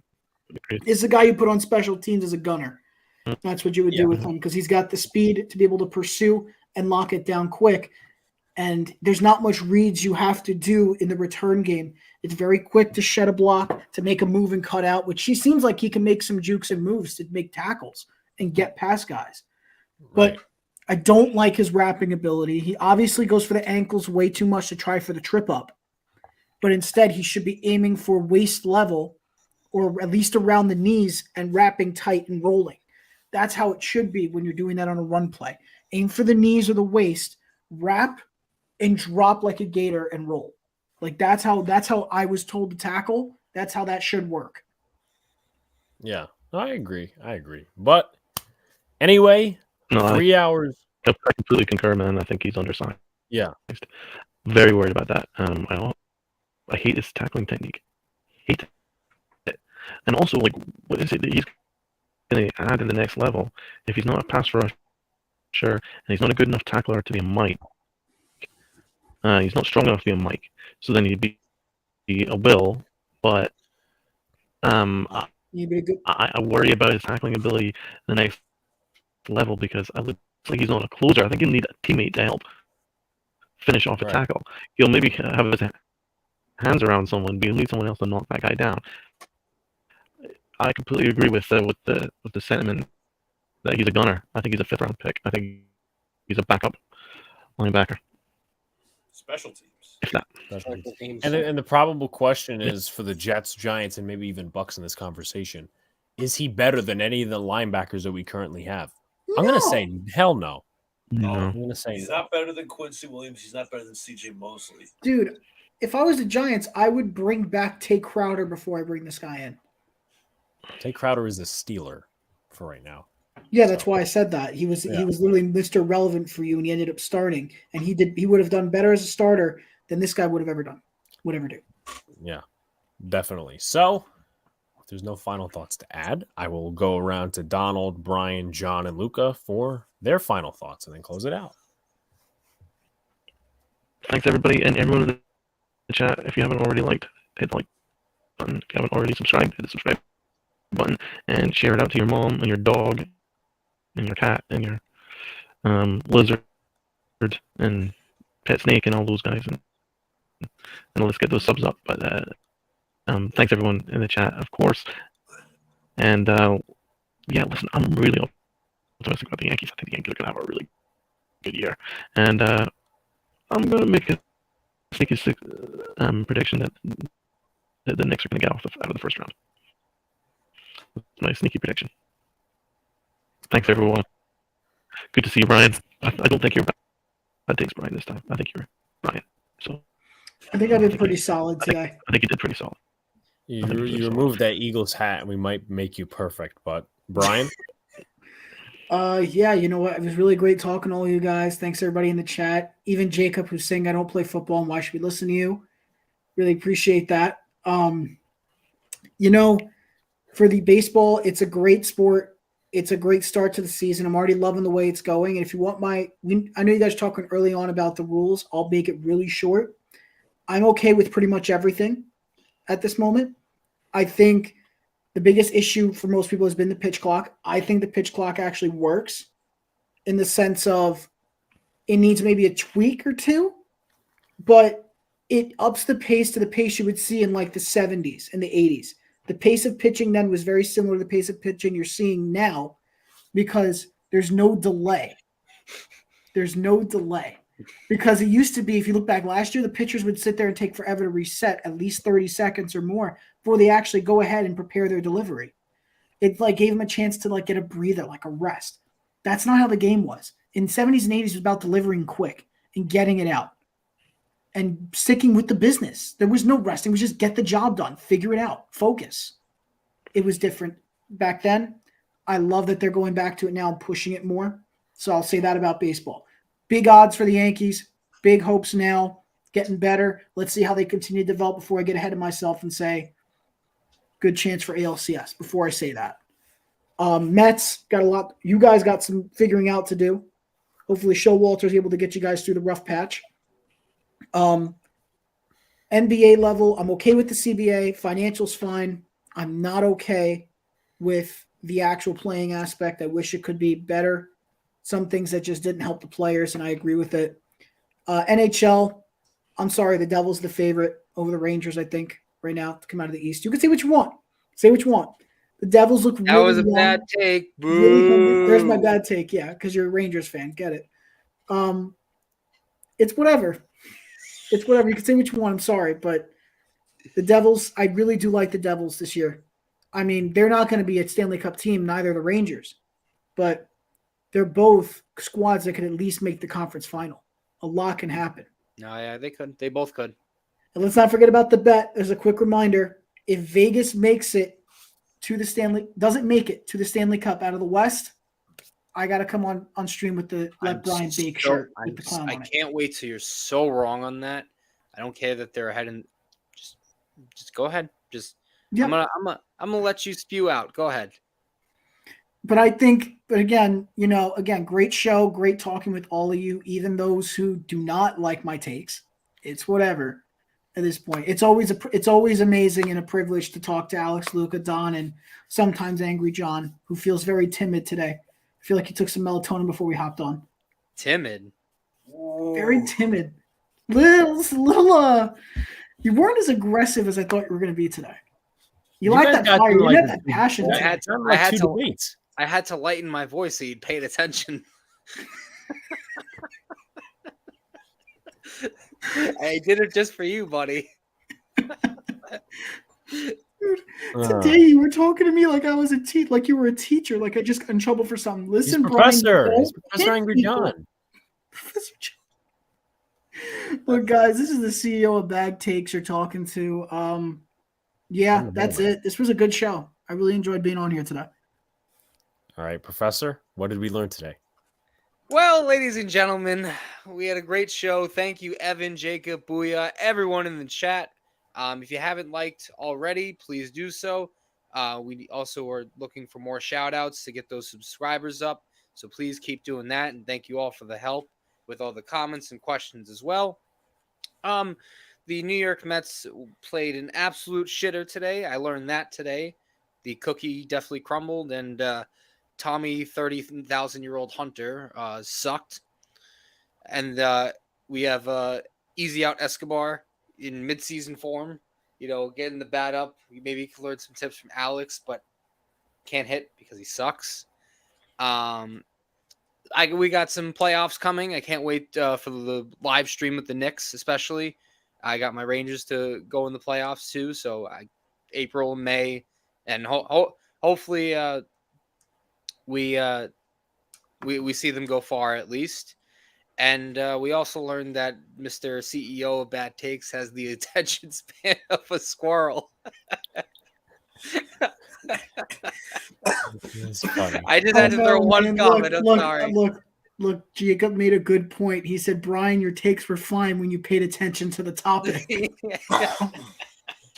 One of the top comments of the night. I'm not going to lie. That's got to be that's a top comment. Actually, did we talk about the one about favorite moment of all time as a Yankee? That I have favorited, so I'll save it for the next time around. Okay. That I have favorited. So Okay. Luker. Final thoughts. Thank you, everyone, for tuning in. We actually had a loaded show today. We went from a little baseball, the Yankees and Mets. We did a whole thorough NBA segment regarding the CBA and the playoffs. And hopefully the Knicks will upset the Cavs, but obviously we got a ways to go for that one to happen. And keep it here with the channel content, guys. Tomorrow, obviously, Alex is going to tell you that me and Don will be doing the Yankee game stream, Amazon Prime. I know I hate it too. I hate that it's on Prime. Wednesday, Knicks game, and keep it here for the rest.